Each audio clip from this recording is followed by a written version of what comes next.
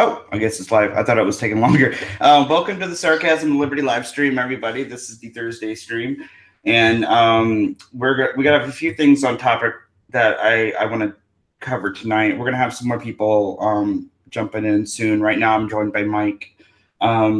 So one of the things I wanted to talk about, two of the main things, like as anybody who's looking at the stream is going to see, the topics are why murder is bad and the pros and cons of term limits, which are two things I honestly had not planned to have the why murder is bad thing as a fucking topic tonight. But apparently everybody on Twitter decided this should be a very important topic, because most of today on Twitter I've been arguing why murder is bad. And I'm like, why the fuck should I ever have to argue why murder is bad? It's completely batshit insane. But I've had people legitimately arguing that it is fine to just go up and shoot a cop in the face because they're part of the state, and the state is aggressive. It's insane. No, it's maddening. It's just maddening. So that's what I want to talk about. But first, me and Mike this is going to be a brief side venture, because me and Mike, just before we went live, we're talking about something, and I do want to discuss this because it's a current topic, and I think it's something that is worth discussing. And Mike, you were the one that had started this, so if you want to kind of give the brief overview of that topic, and we'll discuss it real quick a little bit before we dive into the murder thing. All right. Well, basically, at Starbucks in Philadelphia, there were two young black men that were inside of the Starbucks. They weren't customers. I guess they were waiting for somebody. They were waiting to meet somebody or wait for somebody to pick them up. I'm not sure what was going on, but they were told by a Starbucks employee there, they were told to leave, and they did. And they said they were just waiting. Eventually, they did not leave, and then cops were called. Yeah. And there's a video of this, of the cops being really rough with these two young men. I've seen some of it. Yeah. They eventually got an apology from the commissioner, but this has started another big conversation of, racism in America and police. There have been some Starbucks across the country that have. You said that they tried to Starbucks tried to say that it was their policy that you couldn't loiter, basically. No, this is something, and I honestly, I can't, and to jump to a race thing is a little ridiculous, because we honestly, we just can't know. Yes, it was pretty shit circumstances that the gentleman happened to be black, but we don't really know. I can say, as a white guy, I've been able to sit in a Starbucks without ordering anything, having my laptop out and connecting to the internet. I was there for the fucking Wi-Fi, and that was it. Yeah. There was no other reason for me to be there. I had no plans on ordering anything, and nobody ever said anything to me. So, okay, if that's a policy, why isn't that enforced across the board? And then, why was it, was it just enforced because these two guys were black, or was it just a really asshole manager that was just this is what it is, and it just happened to be that day to black guys? We can't for sure say that it was a race thing, but I have to be honest, as a person who genuinely typically tries to say okay, we cannot jump to that conclusion, it does seem a little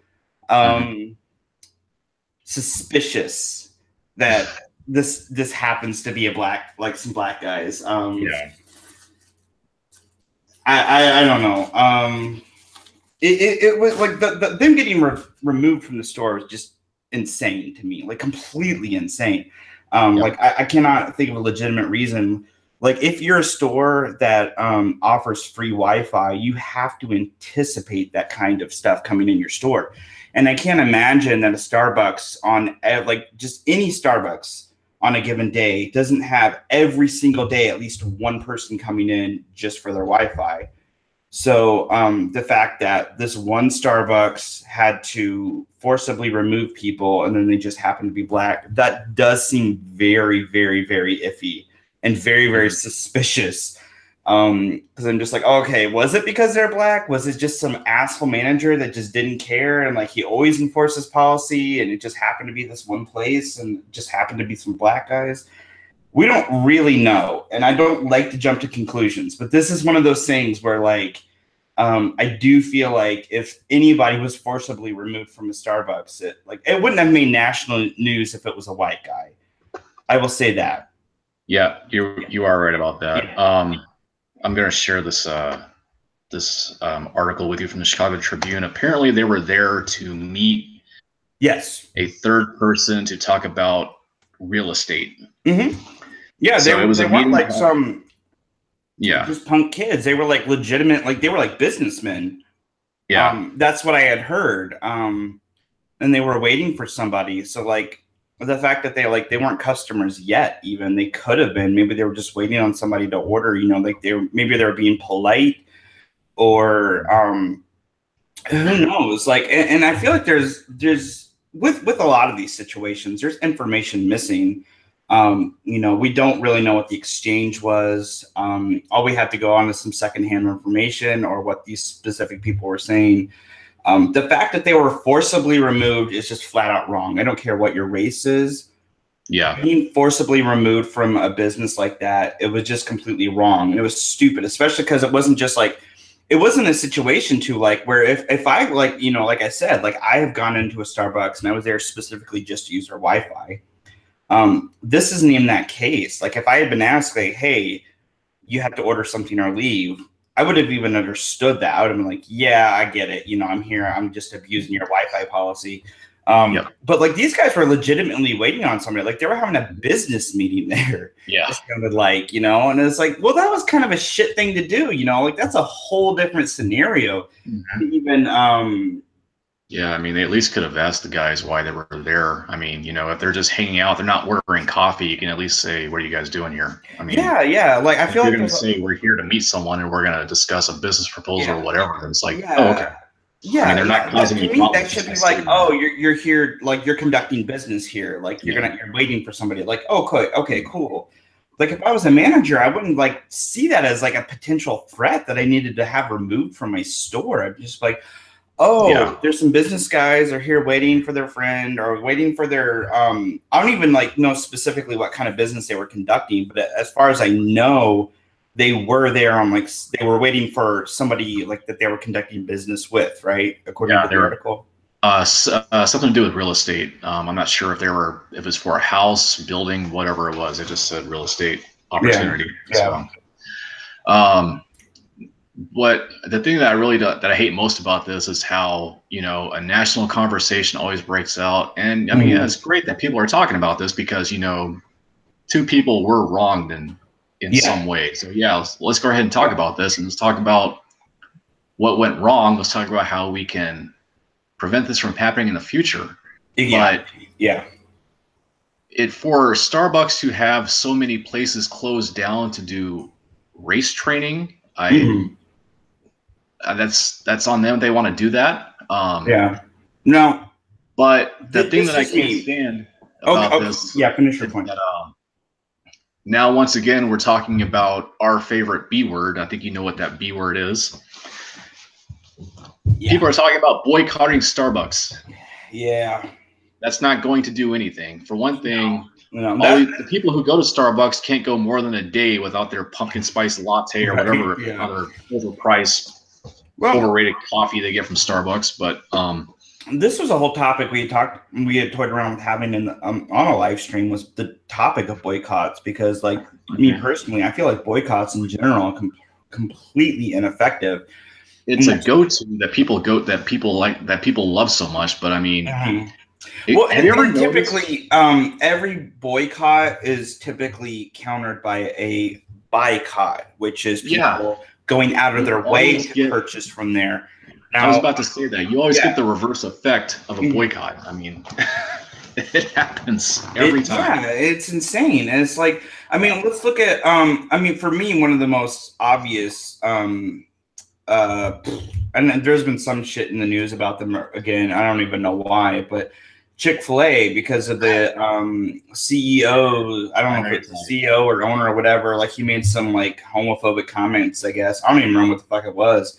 But he was like, Chick-fil-A is evil now. We must boycott them. And then the next day, like lines were fucking backed up, you know, and it was insane. And I was like, yeah, they don't like, you know, there was like the guy who like went to the drive-thru and like berated the fucking innocent like girl that was working there for a job. You know, it was so insane. You know, and it was like people were losing their fucking minds. It was like, and he took a video of it, posted on the internet, and he got blasted for it. I think he lost his job. Actually, he lost his job because of that. You know, and I was like, you can't do shit like that. Like, just don't treat people like, okay, the average fucking, I love going to Chick-fil-A. Like, me and my family love going to Chick-fil-A because honestly, out of every fast food place I could possibly go to, for one, as far as fast food goes, they typically have the best quality of food. And then they typically, pretty much regardless of what store I go to, have the best, most just nicest staff. Always. They're always very nice. They're always very generous. They're always very happy. The place is always so clean too. Always so clean. And if you ever like, every time I've ever had to wait, and like even when I'm like, it doesn't seem like it's a wait to me because I'm used to going to fucking McDonald's or Arby's, and then I go there and they feel like it's too much of a wait. They give you like a goddamn coupon or something for a free sandwich or something because they're like, oh, I'm so sorry about this wait. And I'm like, that was a wait. You know, like that's happened to me so many times I can't even count. You know, I like honestly, like there was a point where we had like too many of these coupons because they would just like hand them out all the time, like as like we're sorry kind of thing. I think you also get a free item, or at least I think for a while they did a thing where you get a free item if they don't say "my pleasure" at the end of the transaction. Yes, my pleasure. That's one of the things they always say. Like they're very well trained on that. But there was when I lived in Wisconsin, there wasn't a Chick-fil-A anywhere near where I lived, so whenever I would drive home to see my family, there was a Chick-fil-A like right along the way on that drive. Me and my wife would always stop there, and it was just like it was the most fantastic. It was just most like awesome staff I've ever dealt with. The store's always so clean. They were always so generous there. And like I talked to the manager one time because I like asked to see the manager, and I was just like, I wanted you to know that like this is like the best experience I've ever had in like a fast food restaurant anytime I come here. And then they actually like gave me the number to the like franchise owner of that franchise, and I called him on the phone, and he like talked to me for a few minutes. Like he was just really like overjoyed that like somebody was so happy about his restaurant. It was interesting though. Like I mean, it's just a whole different experience. But you know, like I'm like it's kind of shitty though. You know, like so like the CEO can have some stupid horseshit fucking opinions that even I don't agree with, but like that doesn't mean I'm going to just completely like, you know, the people that work there are just normal people working there. They're not like, you know, they're just normal fucking people. It has nothing to do with anything else. And I do feel like and the average Starbucks is just a normal person there working there. Like they're just normal people. Now in that particular store, maybe who fucking knows? I have no idea what the situation was. It is a very unfortunate situation. It does honestly seem like there was some racist connotations there, because like that. But you have to say though, like if it was a white person, it wouldn't have made the news. So we can't even know the inverse. It's just impossible to know. We would never know. But it's interesting though, and I do feel like there's probably some very racist like connotations there. The fact that the police actually removed them and all they were doing, they were like legit. Like if it was some like punk kids or something, I probably would be less like inclined to think this way. But like it was like legit, just grown adult businessmen for a business meeting. And the only reason they were removed, like it just does seem like it had very much to do with skin color. It was very interesting. So it's very bizarre. Like stuff like that is very bizarre when you see it in the news. And but I never think boycotting is the answer. I mean, like I think like if you personally feel like you like a business does something and you're like, well, I don't agree with that, and you don't go to that, that's fine. I think calls for boycotts are ridiculous, but I think people making personal decisions, like for me, I don't go to Starbucks anyway, so like it doesn't fucking matter to me. Honestly, they could be like the worst fucking ever. Hey Tim. No, like Starbucks could just be the absolute like worst business ever, and like honestly, their CEO has said all kinds of shit I don't agree with, and I'm just like, well, fuck that guy. Yeah. But like I don't go to Starbucks, so it doesn't matter to me. The most I've ever frequented a Starbucks is when I worked at Target, and there was a Starbucks there. And that was it. And it was usually like when I had to, because I worked maintenance, I had to go outside and do a bunch of shit. So I would come inside and get a hot chocolate or something like that, or coffee or something like to warm myself up during the winter. And that was pretty much it. You know, like I don't give a fuck about Starbucks. I don't drink coffee really, so like I don't care. Like Starbucks coffee doesn't taste any more special to me than just some shit I like fucking throw in a pot at my house. Like I don't really fucking care. Regular coffee is terrible. They do a thing every year on Veterans Day where veterans get a free cup of coffee. And it's just a regular black coffee, and it's awful. It is horrible. I don't doubt it. The good coffee is the really expensive stuff and that's why I don't go to Starbucks, because their coffee just costs so much. Yeah. And well, it's really not worth it. I mean, the price is not worth. I should say the taste is not worth the price. Yeah, I don't even doubt it. For Veterans Day though, just for anybody watching, where I now go for Veterans Day. I used to go to Red Robin. And they would only they would give you one, and it's just because I really like Red Robin, but they'd give you one specific kind of burger, and that's all you get. Most like Applebee's or Chili's or places like that, they have a very fixed menu. Like there's like 2 or 3 options you get to choose from.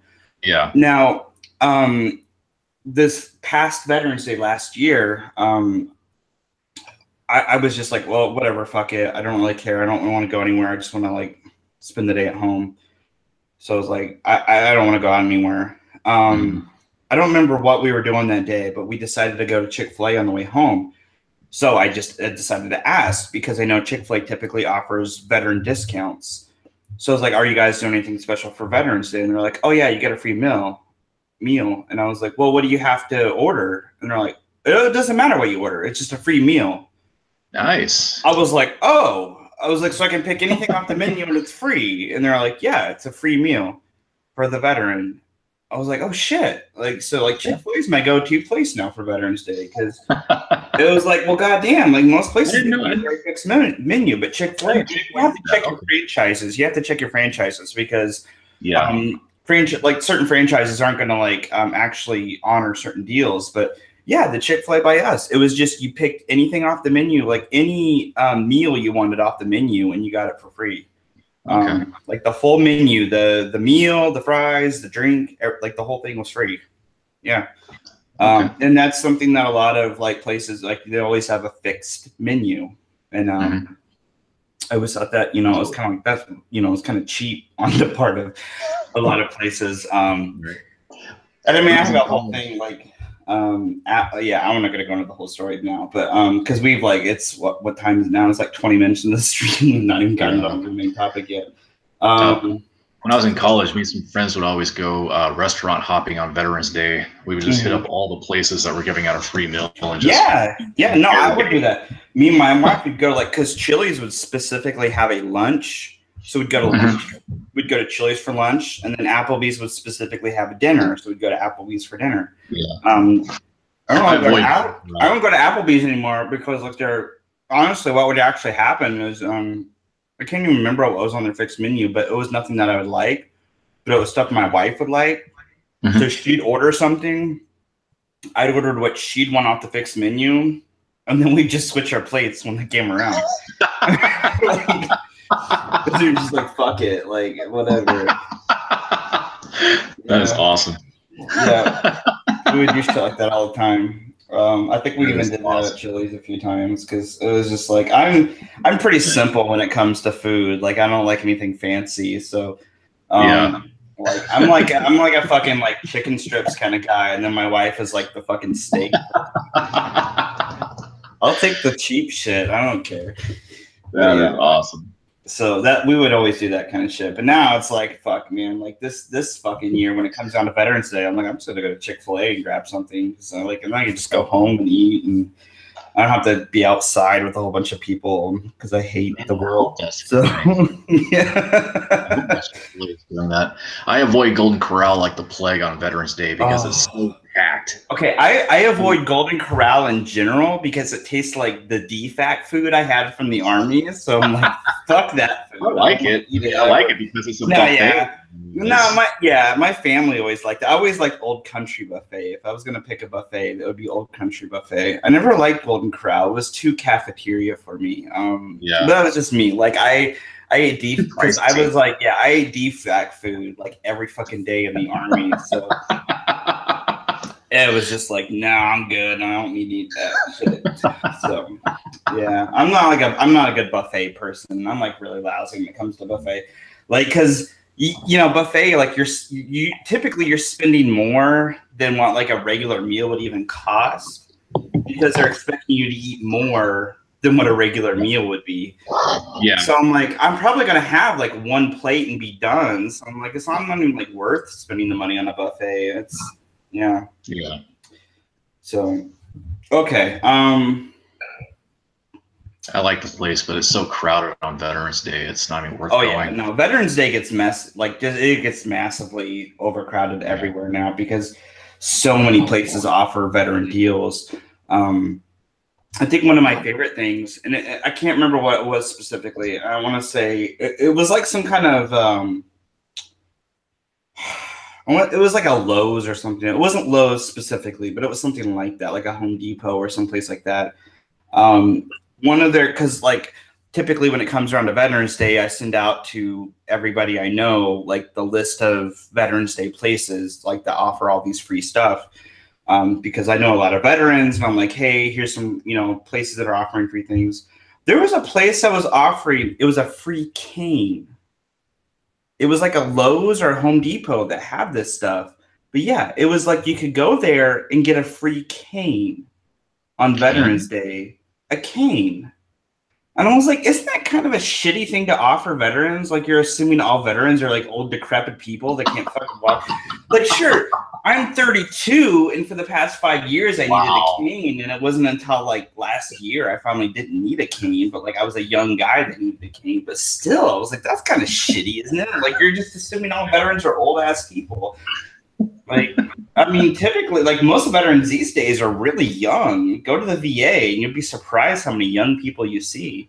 It's just weird. It was a really weird. It was 1 year too. I don't think they've done it since. It was just 1 year, and it always stuck out to me. And like, I regretted not going and just getting a free cane because even it was like long enough ago. I actually didn't need a cane at that point, but I thought it would just be funny to go get one, like not needing one. And then just go get a fucking cane because that's what they were offering. It was just like, that's a weird fucking thing to offer on Veterans Day is a cane. But yeah, I don't know. It's funny. Eric Smith in the chat said he's had DFAC food several times before. Now he can't bring himself to go to Cracker Barrel again. I love Cracker Barrel. As somebody who hated DFAC food, I actually really love Cracker Barrel. But to be fair, there are only 2 different things off the menu I will eat at Cracker Barrel. So like, I don't fucking venture far off the menu there. Jesus Christ. I took my daughter and her friend there to Cracker Barrel for lunch one time. And you know what they ordered? I take them to fucking Cracker Barrel for lunch. They got Cheerios. Both of them. Cheerios. Are you serious? Off the goddamn menu. I was like, guys, I'm taking you out to lunch. You can have Cheerios anytime you want. It would be significantly cheaper in here. No, we want Cheerios. I was like, well, whatever. But Jesus Christ, yeah. Both of them. This thing on their menu. Right? Fucking Cheerios. And like, seriously, they brought it out. It was like a little box of Cheerios and then a bowl and then a carton of milk. And that was the thing. And like, Jesus, I don't remember how much it was, but I definitely overpaid for those boxes of Cheerios. It was fucking stupid. I think they actually gave you like 2 boxes, and both girls only ate 1 box. So we like took a box home for each of them. It was just so dumb. I was just like, good God. You guys are killing me. Yeah, that was nuts. Back to the cane thing, because Madness says I was talking to Madness about canes on another stream, but I want to do one because like for 5 years I needed the cane. I actually have this really badass. It looks like a dragon. Like the head of the cane is a dragon, and the whole body is like scales and stuff. It looks so fucking cool. I think like a couple of the teeth broke out on the front of it, but yeah, the whole head of it is like this dragon's head. There's teeth. There's like a tongue thing coming out. It looks so fucking badass. That's cool. It was heavy as shit though, because I was used to using these like aluminum canes, and then I got this thing, and it was like this like very solid plastic material wrapped around a metal sheet. And so it was heavy. It was really heavy compared to it. So like it took me a couple of weeks to get used to like the changing my stride, because I had to like lift harder with my arm and like change my whole stride because the cane was like significantly heavier. And then I tried actually, after I gotten used to that cane, I grabbed one of my old canes, like the old aluminum ones I had, and I couldn't walk with it anymore because I'd miss my step.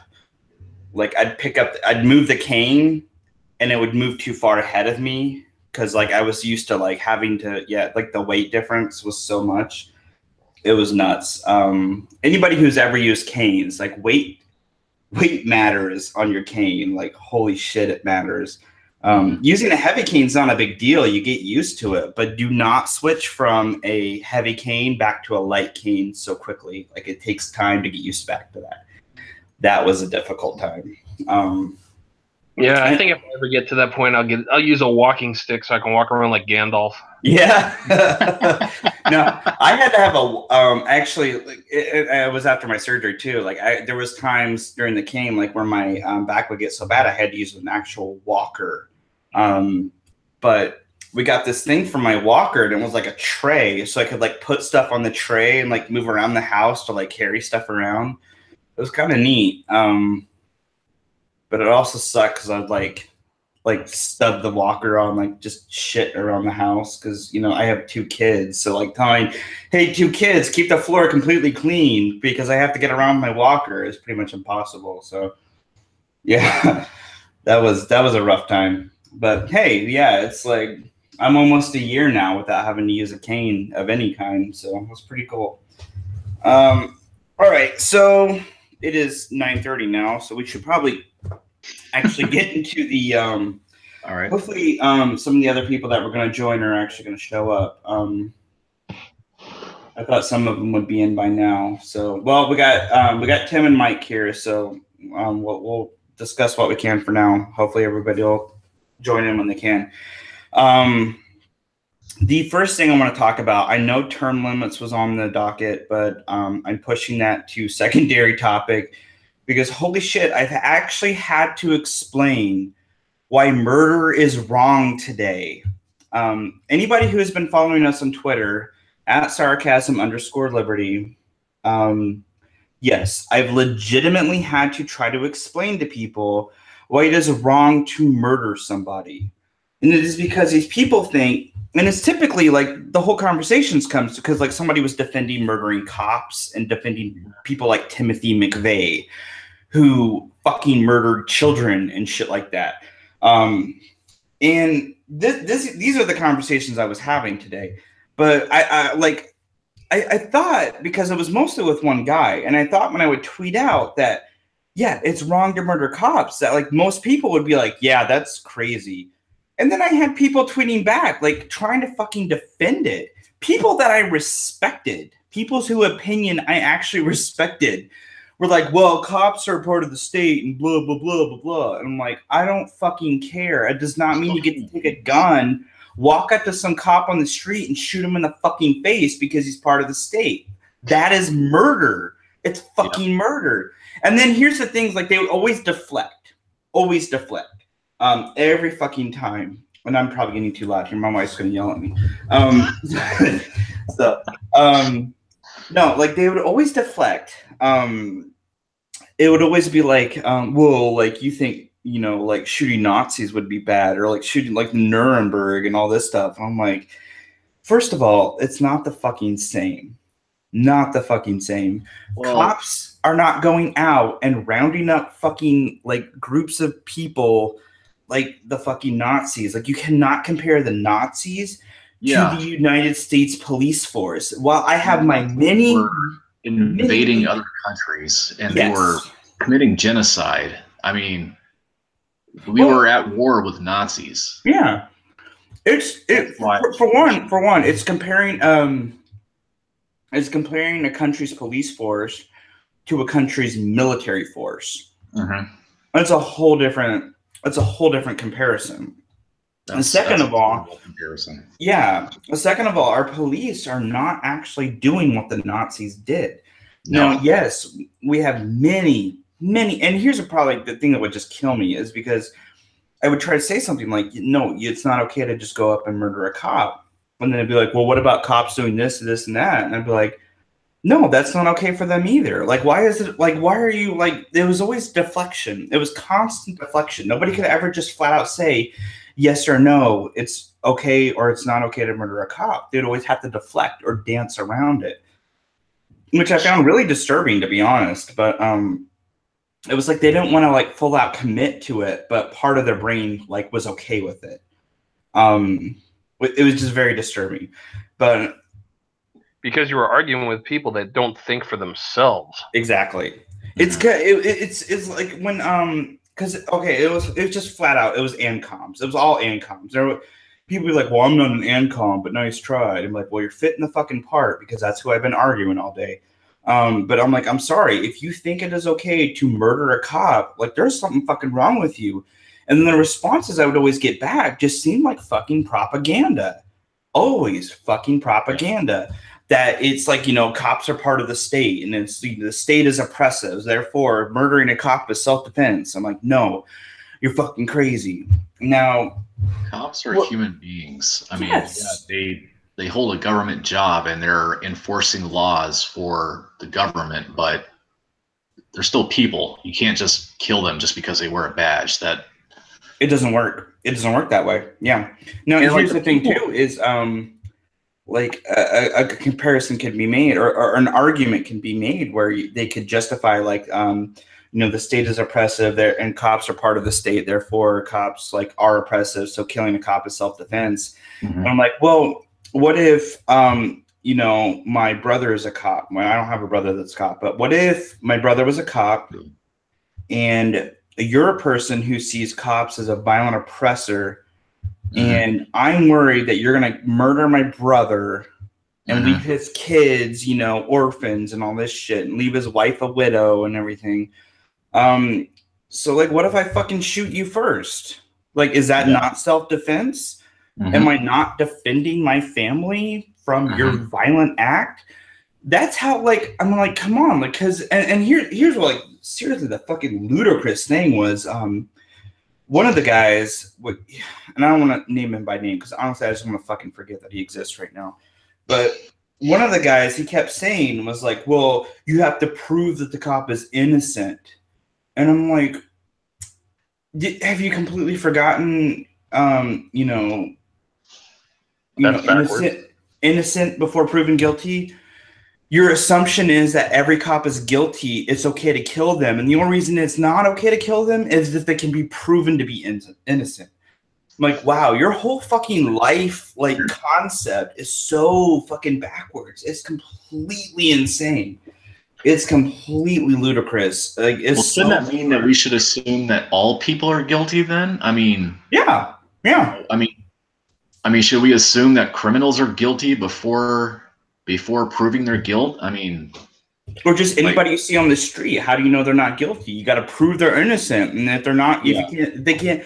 The fucking like first person you see, just random person you see on the street, if they cannot prove themselves to be innocent, then they're possibly culpable. You know, they can be killed because they could be part of the state or something. See, I've said it like this: is that when you get to the point where you want someone to prove a negative, you know that they've already lost the argument. Agreed. Hardcore. Flat out agreed. But also think about it like this: if they think that it's okay to murder a cop because they're an oppressor of the state, then they're enforcing state rules or state laws, then that same logic would hold for the DMV, your tax collectors, the IRS, because these people are also upholding the law. They're imposing rules on you. So it's just nonsense. I'm going to tell you guys a story that's going to make your fucking heads explode. Hey, welcome, Amos. Now, it's going to make your brains hurt, literally. This is when I first started slightly crossing over into the more libertarian state. And this is why I think people like this are absolutely toxic to the whole libertarian concept. These people, it was a Facebook page called Statism and Slavery. Now, they shared a few memes. I was like, yeah, I agree with that. Government here, government's bad. Government this, government that. It's a bunch of bullshit. I don't like the government. I agree. Then they started posting things, and I can't remember what the exact stating was, but somebody commented and was like, well, by this logic, it's okay for me to shoot my postman, like the postal carrier.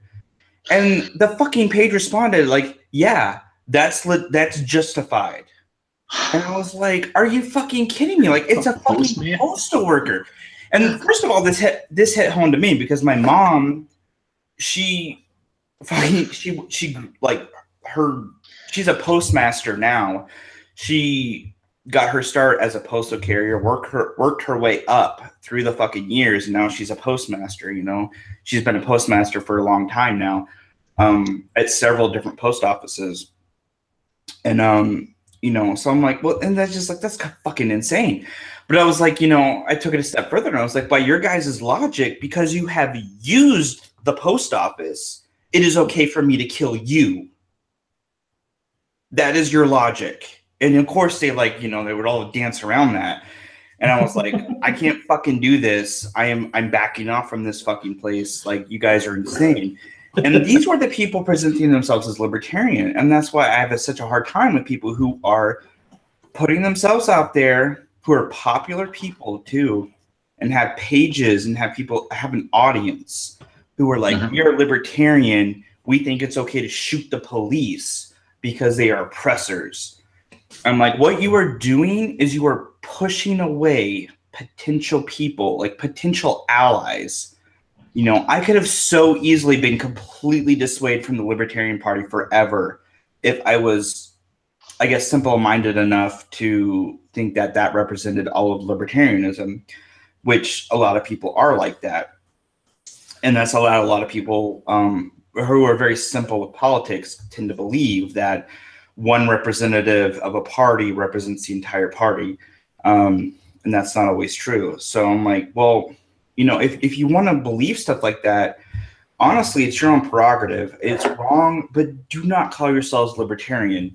Do not poison the libertarian movement with this kind of toxic mindset that you think it is okay to murder people because they're part of the state.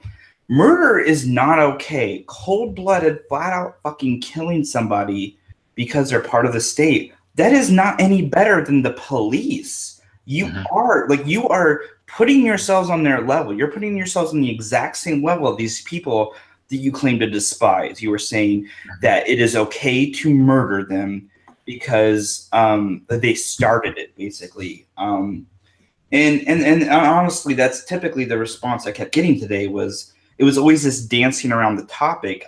You'd never get a full-on yes or no. Never.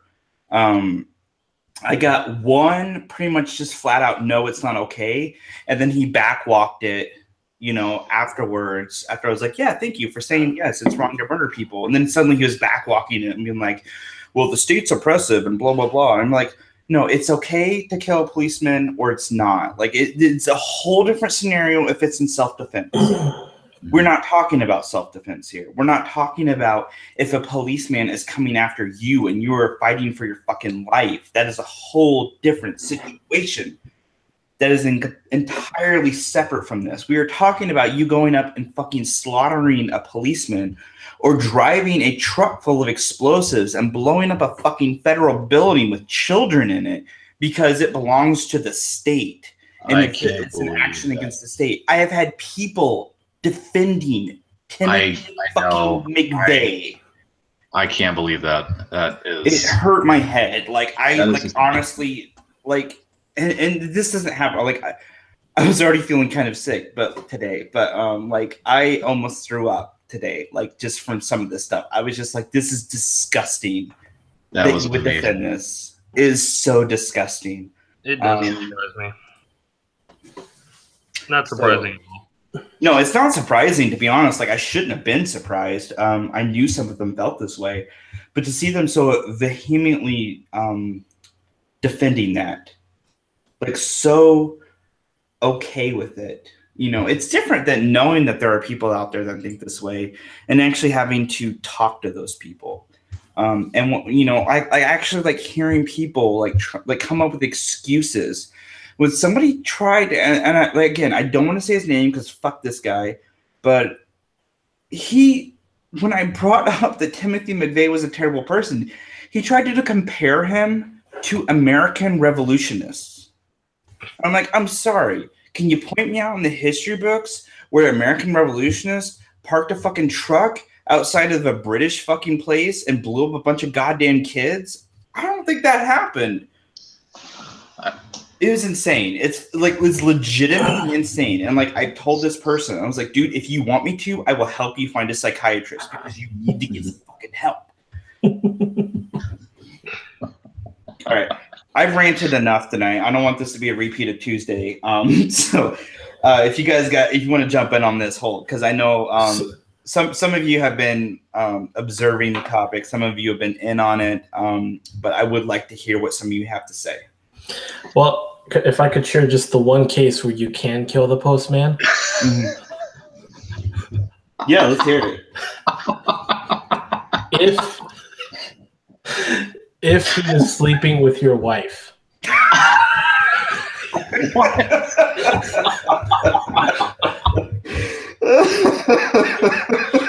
Because it does happen in real life. Okay, not to me. I disagree with you on that. Because I would blame the wife more than I would blame the postman. Oh my God. Not only is he sleeping with your wife, but he is also sleeping with your dog. Trespassing on your property. He's taking your fucking taxes. He's taking your taxes to sleep with your wife. Exactly. That makes me think of a blonde joke. Jesus Christ. That makes me I was think not of a blonde expecting joke. that. Oh my gosh. Okay. All right. What do you do with the wife, man? All right, I have a joke. For yeah, you. let's go for it. So there was this mailman who was getting ready to retire, and on the last day of his job, the people that he delivered the mail to, they all knew that he was retiring. So like he goes by one house, delivers the mail, they give him like this like farewell card. He goes by another house to give him like a gift basket. He gets to the last house and delivers the mail, and this blonde woman at the door. So she takes him inside. She sleeps with him, and he ends up like staying the whole night there. So he wakes up the next morning, goes downstairs. She's cooking breakfast for him. There's a dollar bill on his plate, and she said, "You can have that. That's yours." And the guy's like, "Okay, what the hell is going on?" And the blonde says, "Well, ask my husband what we should do for you since you're retiring." And all he said was, "Fuck the mailman. Give him $1." The breakfast was my idea.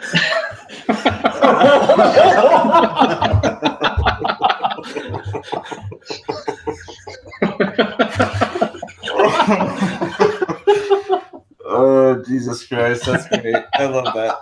I haven't heard that one before. Have you guys heard? Okay, like this is going to be completely off topic too. It just reminded me of one of like a guy is engaged to a girl and they're like really much in love.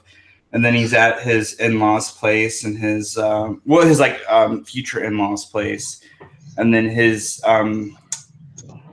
future sister-in-law like is coming on to him and she like strips down. She's like, I want to have sex. Like, let's have sex.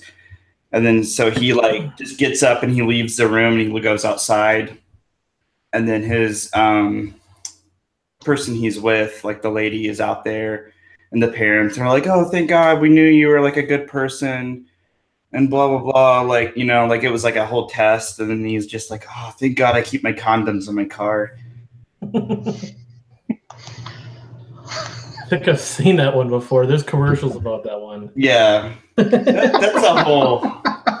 I remember like the first time I heard that joke, it was I read it. I was like, I read it, and then like I finished it, and I thought about it for a second, and I like read it again, and I was like, oh, that's fucked up. Like, it didn't even hit me at first that the guy was like an asshole, and I was like, oh, I get it now. Like, I guess I feel like a good person then, though, when I can read a joke like that and not even get it the first time I fucking read it. So, what exactly did I miss for the first half hour? Honestly, nothing. We were talking about like Starbucks and Chick-fil-A and shit. Like we were like barely on topic for like I don't know, like 3 minutes before you came in, man. That's true. We gotta be on topic.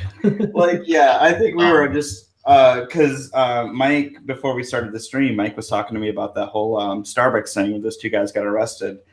I don't know if you saw that at all. Well, that Hotep Jesus guy, apparently that was a hoax. What? He was pranking. He was pranking. So like the guy, he goes by Hotep Jesus. He was the guy that posted the video about how Starbucks is racist. Okay. The black guy that was like, I'm about to go in here and get my free coffee because I'm a black guy or whatever. And then he shows up on Fox and Friends. And he's all like, see, I just wanted to go in here and throw around the liberal narrative and show how ridiculous it is. Yeah. And I'm like, what? I haven't heard that. That's interesting. Yeah, Shane, I think it was Nico that posted it. Nico from Hyperspace. Okay, Nico. Yeah. I'll have to look into that. Sorry, I've been like neglecting the chat a little bit. Shit. Hold on. There was some discussion about the postman joke. Yours or mine? Yours. Or Mike's. And yes, I am wearing a red Power Ranger shirt from the chat. Just, if those of you who are curious. My kids bought me this shirt, so I wear it with pride. Yeah. No, I have a friend on. He's like, I didn't even know how old he was at first, honestly, because like we had some conversations back and forth. But he was like very into the Power Rangers, and especially the new Power Rangers movie. And I was like, I really like the new Power Rangers movie. I thought it was good. And he was like, nobody ever says that, you know. So we got to talking for a while, and then we talked about bringing him on stream one time. And he didn't want to because he's underage. So I think he's like 16 or something like that. But I was like, yeah, dude, I'm fucking Power Rangers. I don't give a shit. I grew up watching that shit. I don't fucking care. I remember when the very first Power Rangers came out.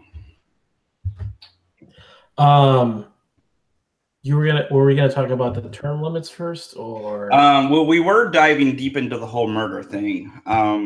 So yeah, we ain't got term limits yet. Last I checked, it was illegal. Yes. For just to sum it up, getting back to that, because I know we got way off. Just to sum it up, murder is illegal, and for me, honestly, like I came up with the whole. We have a sarcasm and liberty mean that says legality doesn't equal morality, and that's, you know, I came up with that slogan. I use it frequently and often because I literally and legitimately, wholeheartedly believe that the legality of something doesn't mean it's correct or not. But, you know, just it's fucking murder. Like, do we really have to discuss that murder is bad? Like the fact that I've had to defend that today scares me. Right. Now, did they ever get into the difference between murder and killing? No, not really. Typically, when I would bring it up, there's 2 different directions I would go into. They'd either go into the police are oppressors of the state and therefore it's self-defense, or well, because they would assume that because I'm saying killing police is wrong, that I would think it was okay when the police would kill people, which I'm not, and I've spoken out against that a lot. That's like playing on itself, and it just it's insane. Because I would literally speak out against it. I'd be like, no, that's fucking wrong. I hate when that happens. That whole fucking video of that in that like hallway in that hotel, and the guy is on his goddamn knees and begging not to be killed, and they fucking shoot the guy because he pulls up his pants. That video infuriated me. Like, it made me feel sick that this kind of shit could happen. And I was like, the guy had like I can't remember what it was, but he had something written on his gun that like just made it seem like he was like just itching to kill somebody. He was an asshole. The guy was an asshole. I'm like, just hearing him talk, like he was just telling the guy, like, I'm gonna fucking kill you, basically, was what he kept saying. The guy was terrified. He had no idea he was about to die. Like, I couldn't even imagine being in that situation and making like an involuntary move to pull up my pants when I'm fucking crawling on the floor. I'm being told to crawl on the floor, which doesn't even make sense. It was insane. Fucking insane. There's no reason that guy had to die. And the guy that fucking shot that dude deserves to be locked up because there's something wrong in that guy's head. That he would think that was okay. That was an okay action to do. So like, I have spoken out so many times against police like atrocities where they have killed somebody. I think it's fucking terrible. I think me and Lonnie actually spoke about it for a little bit on the Tuesday stream. We went into a little, not like super in depth, but we talked about it because I think we talked about like the black guy that had a gun, like he had a gun. And he told the cop he had a gun, and then he reached for his wallet when the cop told him to, and then the cop fucking shot him. And we're like, yeah, shit like that's fucked up. That guy shouldn't have died. There's no reason that guy should have died. And then we went into this whole discussion because I was talking about how like, there was a video I watched online, and it was a comedy video, but they watched this whole like police tape about like surviving edged weapons, and then the guy was like, yeah, no wonder police shoot people like crazy because they're fucking trained to be paranoid. But like that's a whole different discussion. But like I speak out against like shit like that all the time. And so it's sad when I can be like, no, it's not okay to just without provocation shoot a police officer. And then somebody claims I'm a fucking status bootlicker and I support the police and and Blue Lives Matter and all this shit. I'm like, no, I'm not. I'm all lives matter. All lives fucking matter. I don't care what your skin color is. I don't care what uniform you're wearing. Racist. I don't want to kill people. What was that? Said racist. And I've been called that. I've been called that plenty of times. But no, like I don't give a fuck what your skin color is. I don't care what your creed is. I don't care what uniform you're wearing. I do not want to kill somebody. I don't want to take a life. And the only possible scenario where I would ever consider taking somebody's life if I felt like my life or my family's life was at stake. And that's the only time I would. Yep. And I feel like legitimately that's the only time anybody should want to like actually actively take somebody's life. And it's not life. Even want to, it's more so need to. Exactly. Precisely. I wouldn't want to take somebody's life. I would feel like I needed to. Not to say that you feel like you need to take a police officer's life simply because they work for the state is disturbing because I'm like this because like in my housing area, like the subdivision where I live, just every day driving out or driving to where my daughter lives, I pass like 3 or 4 police cars every fucking day, leaving my subdivision and going through another subdivision where my to get to where my daughter's school is. I pass about 3 or 4 police cars every day. Police cars parked at homes with multiple other cars that have families there. I see their families out. I cannot imagine somebody coming up to that guy and being like, you deserve to die simply because you work for the state. You don't know anything about this guy, And like, that's what I keep trying to stress. It's not just a matter of they work for the state. Like they have to actually be threatening your life. Like you have to feel like your life is in danger. It is a necessity for you to take their life for you Yep. for that to be legitimized. Mhm. It cannot be a just I want to, and that is a situation where, where because I say without provocation, then everybody's like, well, the police working for the state is provocation. I'm like, no, that's not. Like it would be like me driving down to the guy who lives just down on the fucking corner from me, going to his house, knocking on his door, and then shoot him in the face and being like, yeah, I'm justified because he worked for the fucking state. That makes no sense. And now his kids get to grow up without a fucking father. His wife is left without a husband. And I'm just assuming it's a guy. That's probably like sexist of me or something. But no.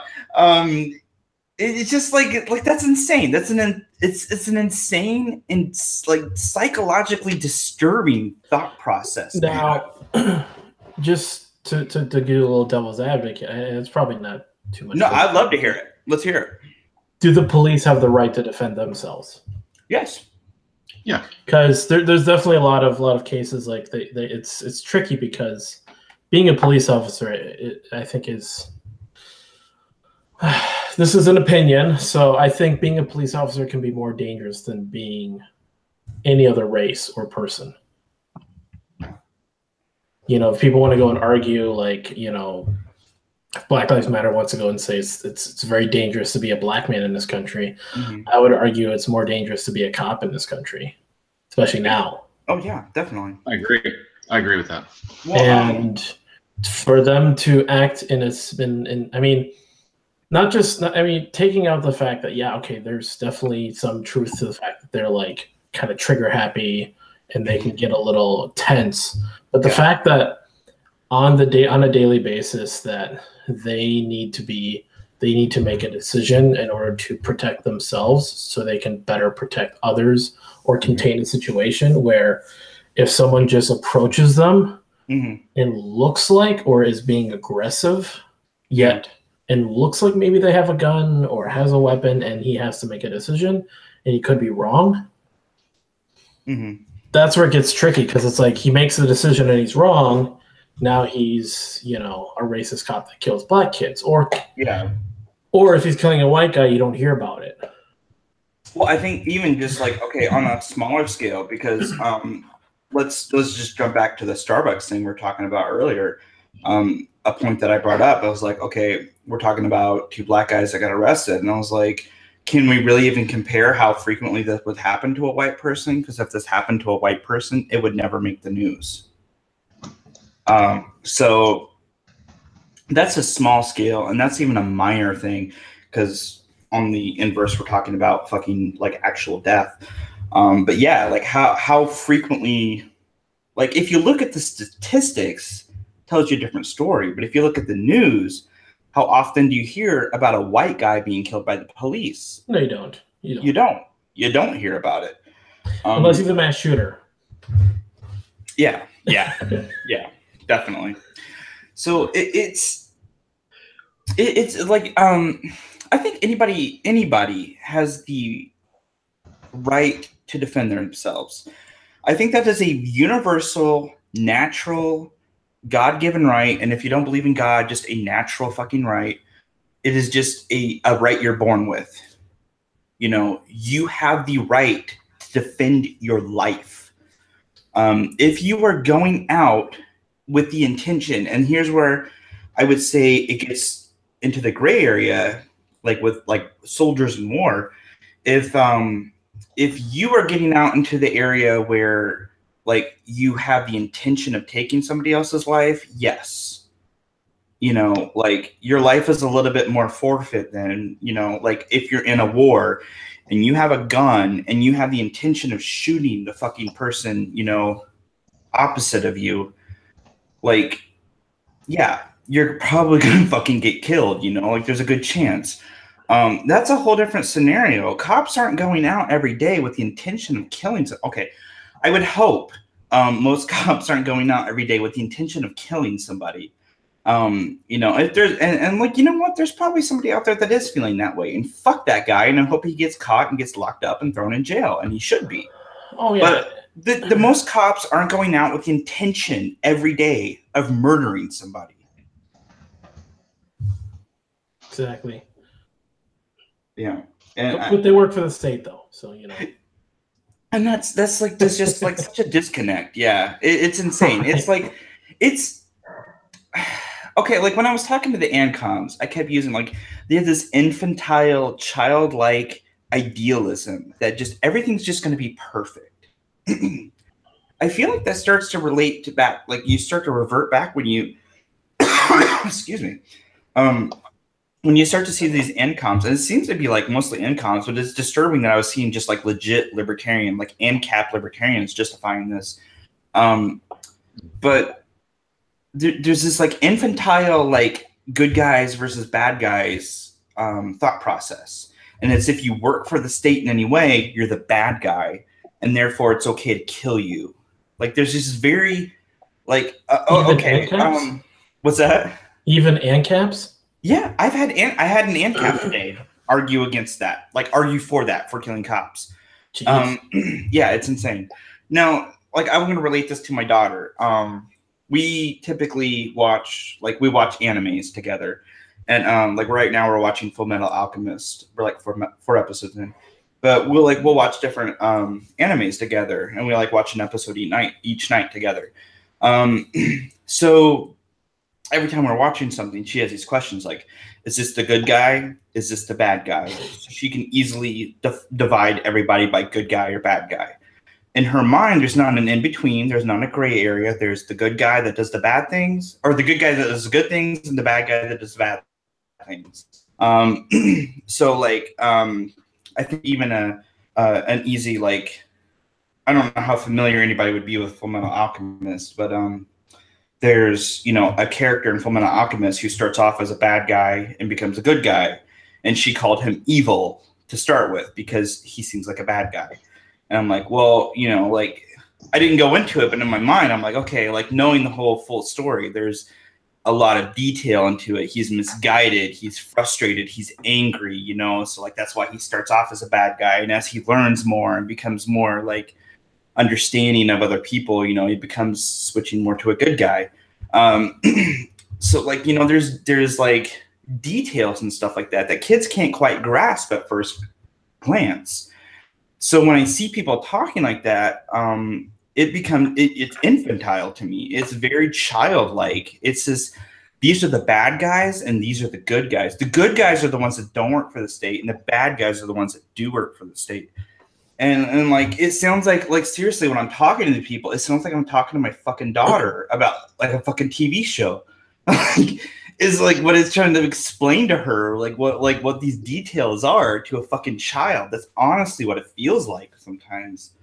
And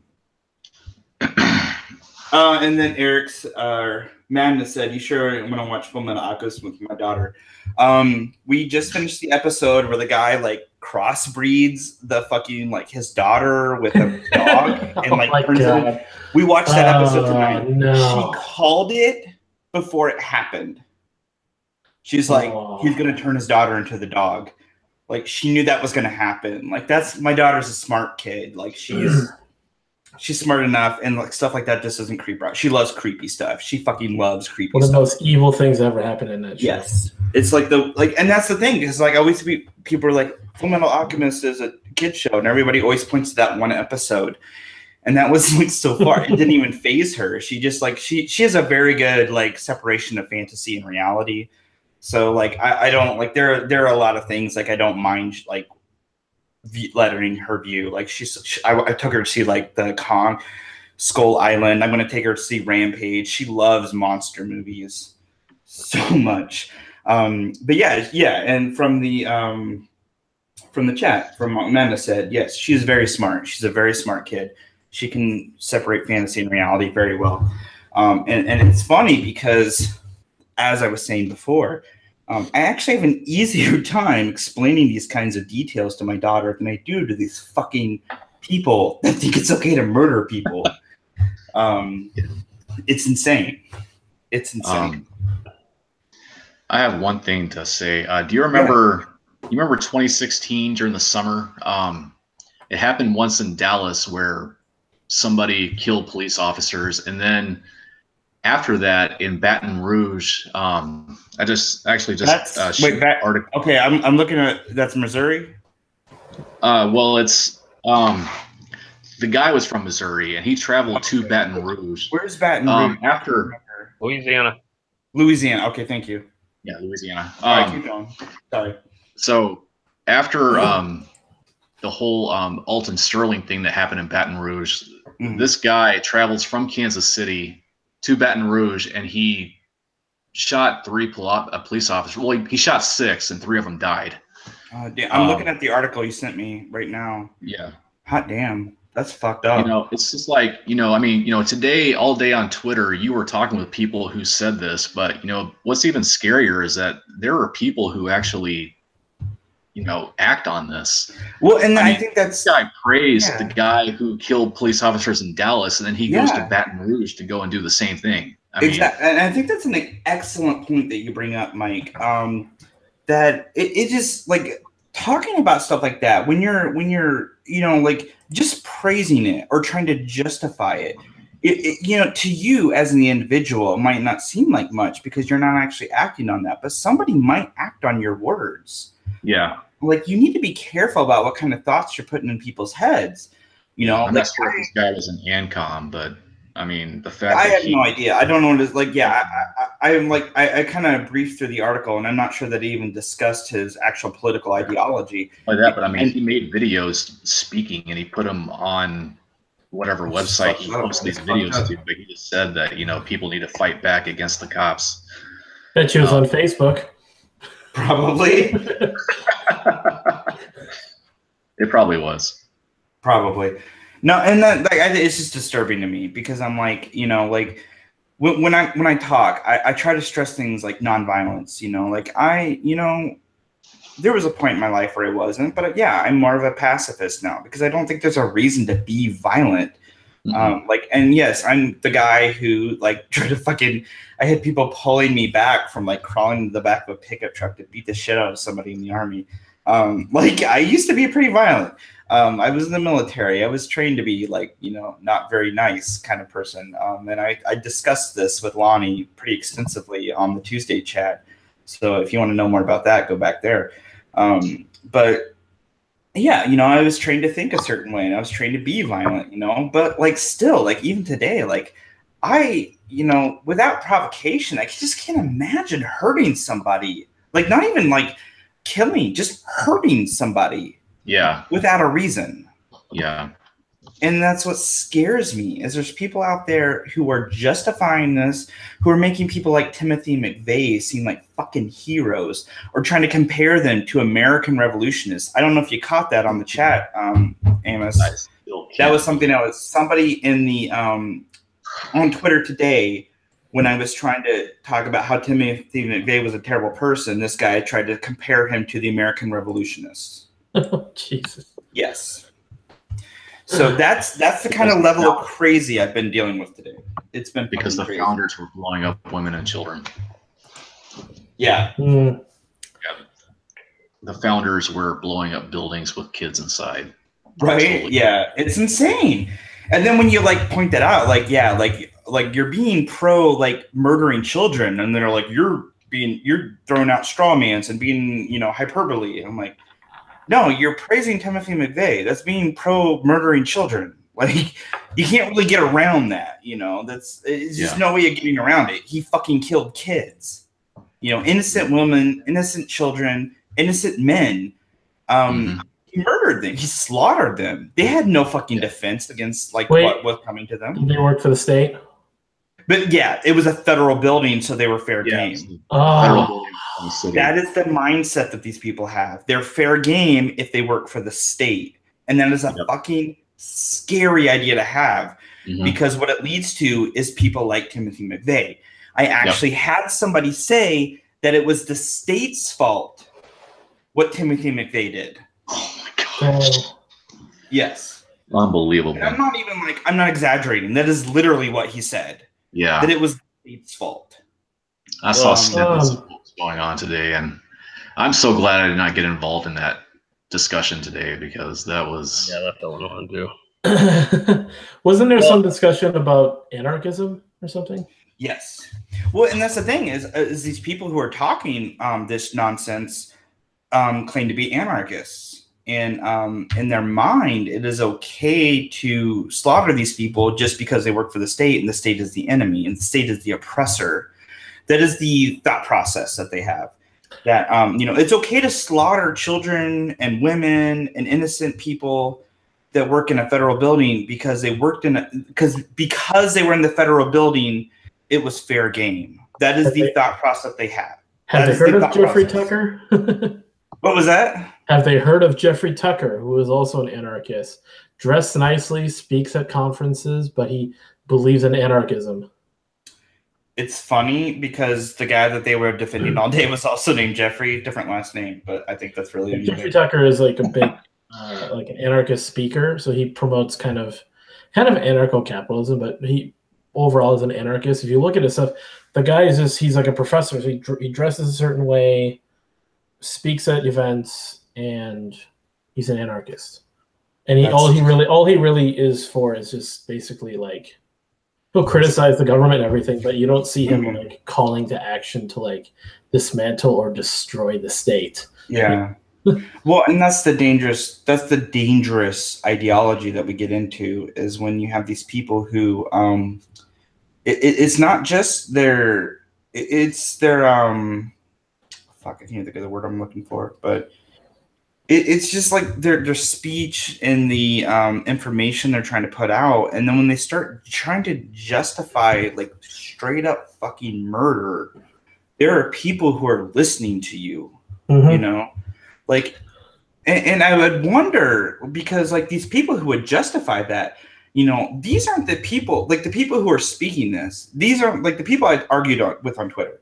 These aren't the people who would go up and shoot a police officer in the face, or who would blow up an office building. These aren't the people, but they are acting like it's okay. They wouldn't do it. They wouldn't dare do it. In their mind, I'm sure somewhere in the back of their head, they're like, yeah, that would be fucked up. I can't do that. But it's like they're trying to put on this fucking character almost. I think when you made the comparison to your daughter, you're correct, because what I see here is that most of these people have a lack of maturity, and it's almost as if they're just stunted with their emotional development. And what they do is they have this fantasy in their head where they think, oh, this would be great if these things happened, and I think that this is the way that things should be, but they never think out the logical conclusion as to, well, if I murdered somebody, what would happen in reality? So they kind of disassociate reality with what their idealized version of their fantasy world, which they think they live in, or could come to happen. And the problem that I have when I come across some anarchists is they don't understand the process to get from where we are now to something that resembles their ideal utopia. And they think that you just wake up tomorrow and the government's gone and the state is gone and everybody is just, living freely and everything's happy and that's just the way it goes. But they don't understand that it doesn't happen overnight. And you can want things to change. You can want the world to be a different place, but it's going to take a process to get there. And I think that's where a lot of the problem lies with people that are just so immature in their thinking that they don't realize that you can't just walk up and shoot somebody in the face and say, oh, everything's going to be happy now because I shot a cop. Yeah. And that's and here's the thing too, is these people who are trying to justify this kind of like slaughter too, these are fucking cowards. Like if it came down to it, they would be fucking like pissing their pants. Like they're gonna fucking murder a cop because they'd be too fucking scared to. And if a cop was facing them, they'd probably be even too fucking scared to draw, because they're on fucking Twitter. They feel emboldened because they don't have to actually face these people they're talking to. And it's not even like just facing the people they're talking to. They don't have to face the people they're legitimately trying to say deserve to be murdered. I'm willing to bet if it was a face-to-face situation, maybe with the exclusion of the cat, most of the people I talk to would be like, would be too scared to actually tell these people face to face what they believe. The cat might be crazy enough to do it, but that guy's like seriously needs to be institutionalized. The thing with anarchists is actually some of them actually adopt and believe in the non-aggression principle. So for some like there's a big difference between like the anarchists that you see protesting in DC during the inauguration, and then there's the anarchists that you see Antifa. Antifa is not even anarchists. They're fascists. They were the guys protesting. They're fascists. They're communist fascist kinds, I guess. Yeah. But yeah, like because I actually got into it when I first heard about Jeffrey Tucker, and just real quick though, Amos, from the chat, Jason was saying that Jeffrey Tucker apparently has actually joined the Libertarian Party. Yeah, apparently he's actually kind of changed some of his ideas. But yeah, I just wanted to throw that out there real quick. Go ahead and finish. No, but basically like how because actually it's a funny thing, Brooke basically sent me like, yeah, there's this Jeffrey Tucker guy, he's an anarchist, and I'm like, oh, okay, cool. And he goes, yeah, you don't see people like him, on the streets bashing in windows. And I had this whole debate on Facebook with some like close friends, like the people that were like trashing DC, those are not real anarchists, because real anarchists tend to believe in the non-aggression principle.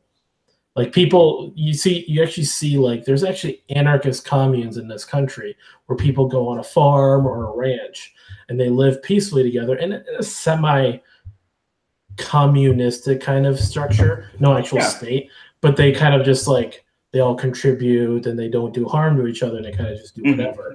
So it's kind of ANCOM, which I still think is kind of bullshit, but but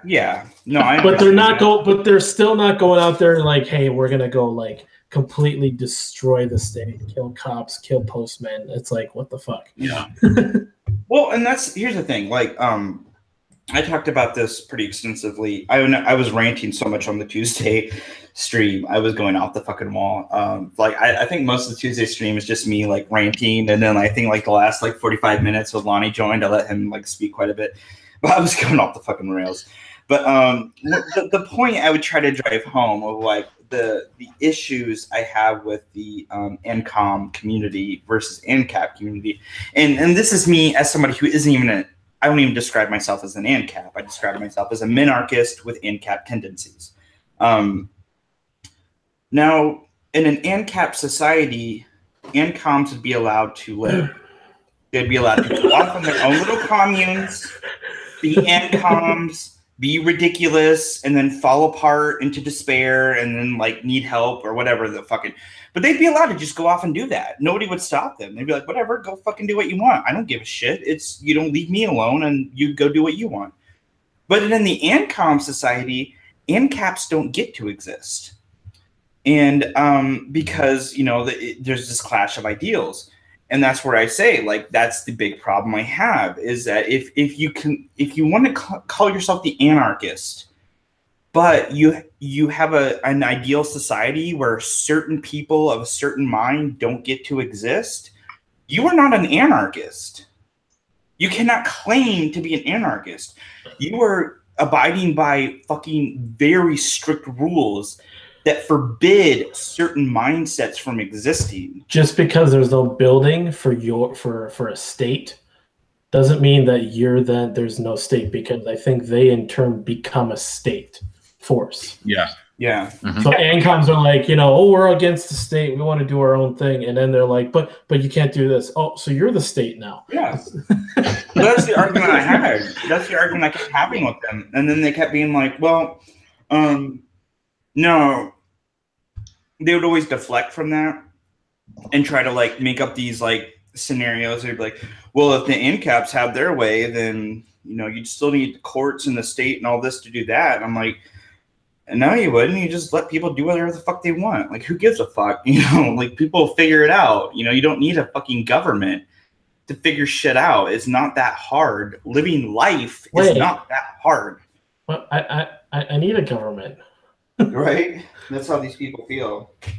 And like, I'm a minarchist. And even I am like, yeah, society could probably figure it out without the government. Like even I'm like that. Like I can argue on the behalf of an ANCAP without being an ANCAP. Like I can see that. I can see their concepts and understand it. I cannot look at an ANCOM and even slightly begin to understand how the fuck they think this society is going to work. It makes no sense to me. I mean, who's going to tell us that rent is theft? Well, it's the beauty of an ANCAP society is they still get to say that because they get to do whatever the hell they want. I mean, that's why they want the state. We need someone to tell us what's theft. Right. Since we're on that topic, I still stand by my campaign that weekdays are theft. Every day that's the Utopian Caucus. Not getting my way is theft. Not getting my way is murder. I think it was. Every day should be a Saturday. Wednesday is genocide. Yeah. So Jason, since you're listening, here's some ideas for you, man, for the Utopian Caucus. They're blurting them all out here. All right. Everybody feel like we discussed the whole murder is wrong topic enough, because I feel like it shouldn't even be that hard to discuss. I feel like going into term limits would be great right now. So I'm going to play devil's advocate on murder being wrong. Yes. I'd love to hear it. I'm just kidding. I don't think there's any real. I was like, let me throw this in and see if he picks up. Hey, yeah, let me play devil's advocate. I think murder isn't entirely. Dude, I've heard some crazy shit today. I wouldn't even be this. I don't think you could say anything that would surprise me at this point. I've heard people legitimately defending murdering children. Well, yeah. Then you start getting into how do you define murder and what line is drawn at murder? I mean. Yeah. There's other topics that we're going to talk about in other streams, like abortion, And that's a whole different discussion. That comes down to honestly, and as somebody who I guess I would identify as pro-life, the abortion debate is honestly going to come down more to a matter of perception. There's not for me, I can easily say what I feel like is correct in that situation. And I honestly don't even want to get into that right now, but I mean, it's different between being just hey, I'm gonna go up and knock on this guy's door and shoot him in the face. That's I feel like that should be objectively be able to say yeah, that's wrong. Anybody should be able to say that. Mm-hmm. I don't feel like that's a matter of perception there. I mean, if the baby is born from government workers, it's okay.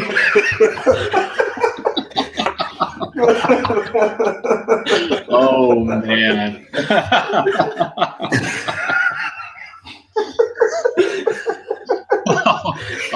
Oh Jesus Christ. Wow. I think you might have just birthed a meme there, Amos. That's good. What's that? That's it. I said you might have birthed a meme there. That's good. That is okay. Wow. Jesus Christ. Oh man. Okay. Well, if everybody wants to all agree that we can move on to term limits now, I'm ready to go on to that topic. I will start off by saying that I 100% agree with term limits. And if I want to be honest, I feel like term limits should be much stricter than what they are now. I think it was. There aren't any. Well, yeah, for minus president. Some governors. So I think it was Eric Bosworth that he came on the Tuesday chat for a little bit.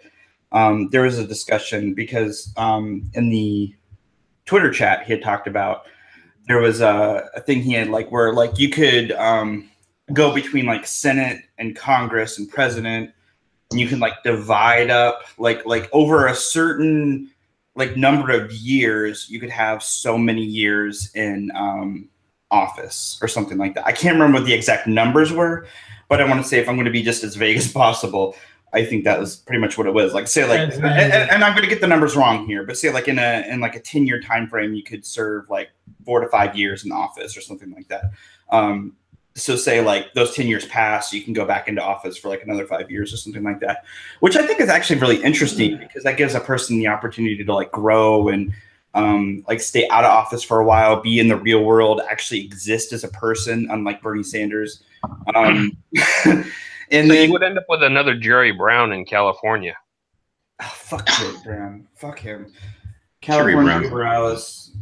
I don't know if anybody gets that reference. No, I don't get the. It's a Dead Kennedys thing. Oh. It's a song where they have Jerry Brown in the lyrics. Gotcha. So, you guys know who first? With presidents, because like George Washington only served 2 terms. Mm-hmm. He kind of set the standard there. He voluntarily stepped down because he actually, if he really wanted to, he could have just kept going. Mm-hmm. Yeah, he could have. He had such a wide appeal, even though he had some considerably some controversial policies. Well, and there were people in the government that basically wanted him to be like a king of this new world. And he was just like, no, that's not okay. We cannot do the same thing that we were fighting against. That's a lot of the respect I do have for the person of George Washington, despite his flaws.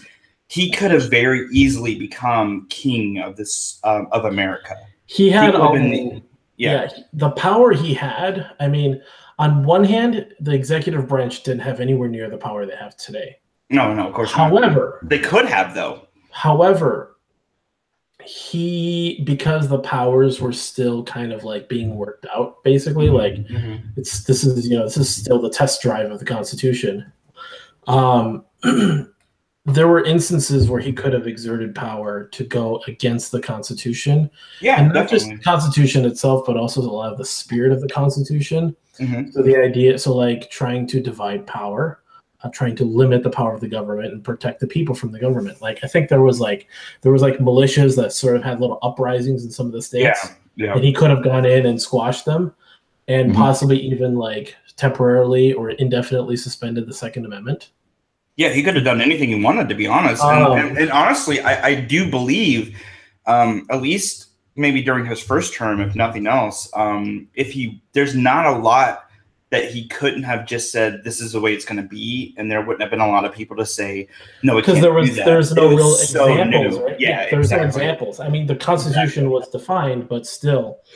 Exactly. He could have just been a dictator, honestly. From the chat, I do want to mention, which I think is an excellent point.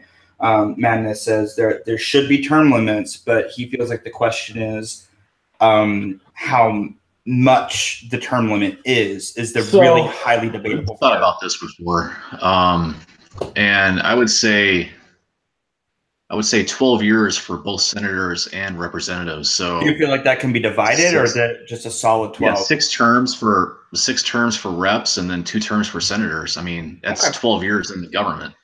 Mm-hmm. What if we kept it at 8 for representatives and 12 for senators?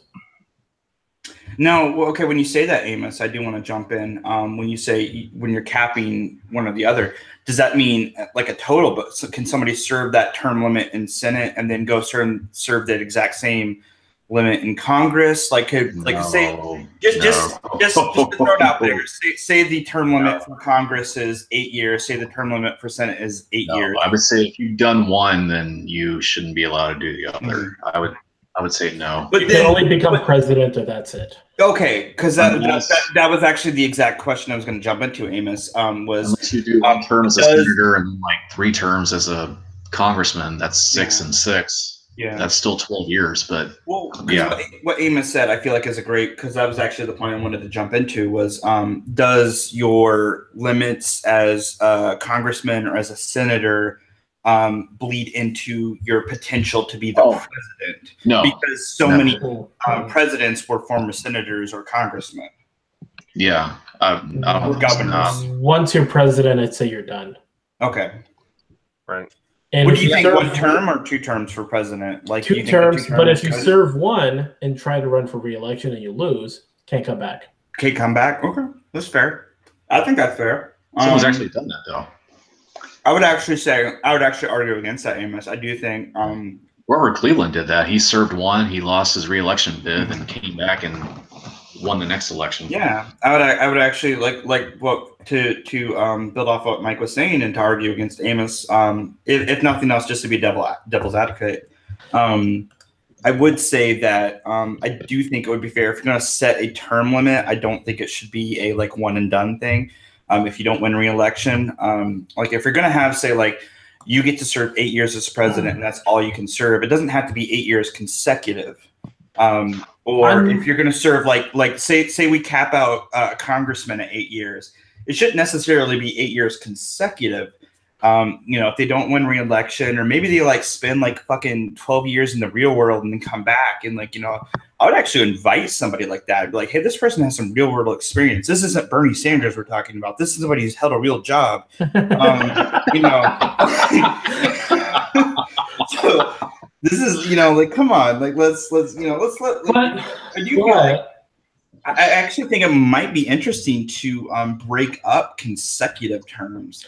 On the other hand, though, go ahead. I think in the spirit of trying to limit the powers of individuals in government, I think we should, to go to the logical end of trying to limit power and try to produce I'd say a more competent government, one term across the board.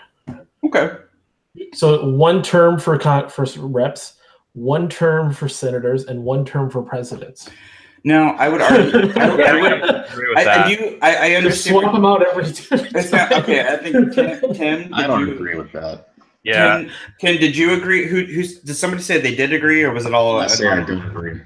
Okay, I say I don't agree. I don't agree. Because you'll have situations of like crisis control. I mean, I would argue for that to be a reason why you would need more than one term. But yeah. I would argue, I think a potential. I wouldn't argue against consecutive terms. I would, as maybe even just a test run to try it out, non-consecutive terms where you can't run the same time. Like you run your term, and it would be kind of like, I feel like it would be a compromise to what Amos suggested. And then a compromise to what I feel like some other people might be feeling, where you get to say your term is 4 years, and then we're gonna say you cap out at 12, but you cannot run more than 4 years at the same time. Like if you run 40 years, and you want to run again, you have to wait 4 years before you get to run again. I feel like that might not even be the best way to do it, but I do feel like that would be an interesting experiment, if nothing else, to see how it possibly could even go, to prevent people from having a non-consecutive term, because then you have to think the people that are going to come back are going to be the people who legitimately want to be in government, not the people who feel like they're benefiting from it. And I think that's one of the things that term limits actually would. Now, well, let me put it to you like this. Go ahead, Tim. Okay. Let's think realistically here for a minute. Let's say that you're 30 years old and you get elected to the Senate. Okay? You're in the Senate for 6 years, and then you can't run again until another 6 years. So you got to go find a job for 6 years that that you're going to quit. So then you're going to have to somehow create an income for yourself for a short period of time, relatively, then go back into government. So what you're doing by not allowing consecutive terms is you're really destroying somebody's life in the meantime, because if they plan on running again, a campaign is going to take you about a year. So you're going to have to stop what you're doing, and this is going to actually encourage more corruption, because while people are in office, they're trying to set up some kind of a deal or something in order to get themselves a job so they have income in the interim time in between terms. So that's a fair point. I'm all for term limits. And in my opinion, I think we need to change the term in the House from 2 years to 4 years and put them at 2 terms each, and then just be done with it. Kind of equal it out to the presidency, you think? I'm sorry? Equal it out to the presidency term? I think we should equal it out, but see, this is where I think it needs. If you were to do 4-year terms in the House, I think you would have the even numbered districts would be elected 1 year, and then 2 years later you do the odd numbered districts. So that way you're at least flipping half of the House every 2 years. So you don't have a 4-year block of the same people there nonstop. I like that, actually. That's pretty good. Just a real quick, what you said to start out of your point was absolutely fair, and what I was throwing out there was just just a thought.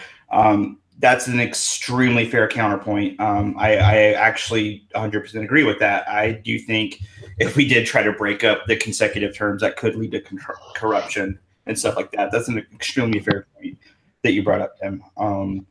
Now, I would like to get into, if we're going to talk to, now let's just talk, let's forget about the presidency for a second and just pretend that we're leaving that as it is. Let's talk, and we're not going to talk about governors or state, like mayors and stuff like that. Let's talk about just congressmen and senators. If you had to impose a term limit, what would the year you set would be?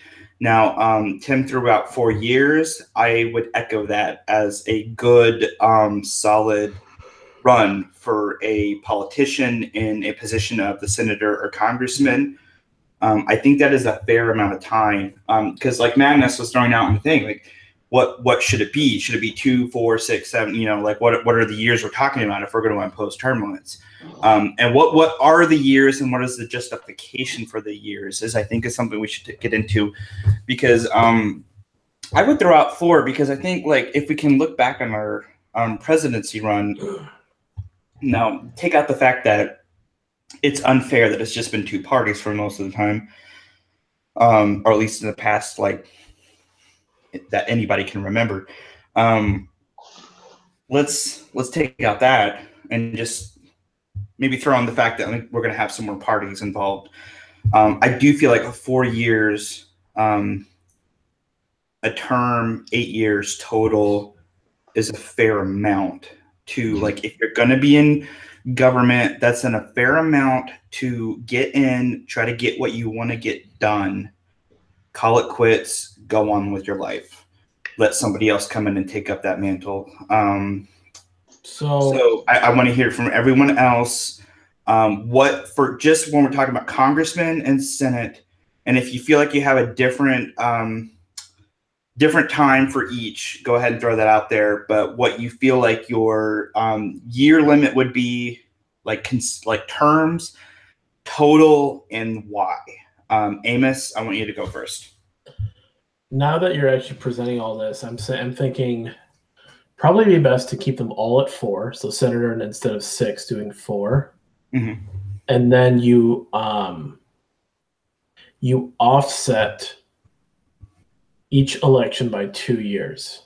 Okay. For every 2 years, you still have an election, except you elect one senator, then the other senator, then your congressman, or whatever order they would do. Basically, it's just your congressman, which you vote every 2 years. It doesn't. All the elections don't have to take place on the same 2 years. Just every 2 years, there's an election. Is that what you're saying?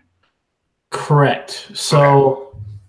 Actually, I mean, you could stagger the congressman Senate elections as like that kind of what you're saying, or something like that. Yeah, actually, because I was just thinking, if you stagger one of them, actually it'll overlap. So you'll have one where you'll elect a congressman and a senator. So, or you could just do both senators and one congressman, so that you have. So then 2 years is the congressman. Every 2 years is congressman. Every 2 years is both senators. Every 4 years is the representative. Okay. And then offset by 2 years, every 4 years is both senators. Okay. Simply because I think, I guess as a compromise to kind of my more radical idea of one term and just one and done, probably. I'm still really wanting like a type of legislature that where both chambers are having a pretty frequent swap. Now, in terms of how many terms, I mean 2 terms, just like the president. I think that's fairly reasonable. Just two 4-year terms, you're saying? 2 4-year terms, correct. Okay. And consecutive, it can just be like 2 4-year terms. It can be consecutive. Yeah, it can be consecutive, or it can be offset by however long. However, once they hit that 8-year mark. Now, whether or not they can switch between a representative and senator, that gets more complicated. Yeah. But I also think if they become president and they run their 2 terms, whether it's offset or it's okay. Like real quick, I would want to say, like I want to throw it out there. Now, can you switch your terms between, or is it like if you can do 2 terms of 4 years, can you do like 2 terms in the Congress and then do 2 terms in Senate and then do 2 terms in presidency? Or is it like, like, is it just 2 terms total? I'd say or just real quick, like also to wrap in, I feel like it was a point that you might have thrown out there earlier was if you hit president, you are done with politics once your terms are up. You cannot go back to a congressman or senate. Yeah, I'd say once you get to president, you should be done. In terms of the federal side of things, like Congress, the House of Representatives and the Senate, you shouldn't be able to go back there. Now, I think even on the state level, but then see now it gets real complicated because I mean, how often does a president then like run for city council? Yeah, no, has there actually been like, does anybody know, like in the chat or here, does anybody know if there's been in the history of the country, somebody who's become president and then went back to a minor politics? No. The only one there was one who was president and then he became a Supreme Court justice. Okay. Who was that? Yeah, I can't remember who. If you think of it, shout it out, Mike, because honestly, Here we go. President who became Supreme Taft. Taft, that's it. Okay, Taft. that sounds like Taft. Taft. Yeah. He was Chief Justice. Yeah, Taft was an interesting fellow, to be honest. Okay. Roosevelt's vice president, and then. So Amos, no, because I kind of sidetracked you with the whole presidency, like is at the end of the politics. Do you have anything else you want to add on to that, or is that about pretty much where you ended it? I think definitely it's a good start to put term limits on representatives and senators, just being the same as presidents. Yeah. Like I said, my whole thing is just trying to limit the power of individuals to basically stay in office just way too long. Not just because they can lose perspective, but also that because well, it becomes a career. We have somebody like a Bernie Sanders who's more like their idea of like staying in like honestly, Bernie Sanders is like more of like I got to stay in politics because then if I get out of politics, I got to get a real fucking job. We have people like that. Yeah, I'm sorry. I'm like ragging on Bernie Sanders. I mean, the man was couch surfing till he was 40. But seriously though, like I mean, do we? I don't want to get into a situation like that. We can have a Bernie Sanders, we can have the Clintons, but then again, we can also have like the Pauls. Okay, and then do we have a thing where like nepotism is illegal? Do we make that allowed? Like, can we have a dynasty, or do we enact laws against that? And this is also in a scenario where we're talking about whether it is no dynasties. No dynasties. I would say no to dynasties. Yeah.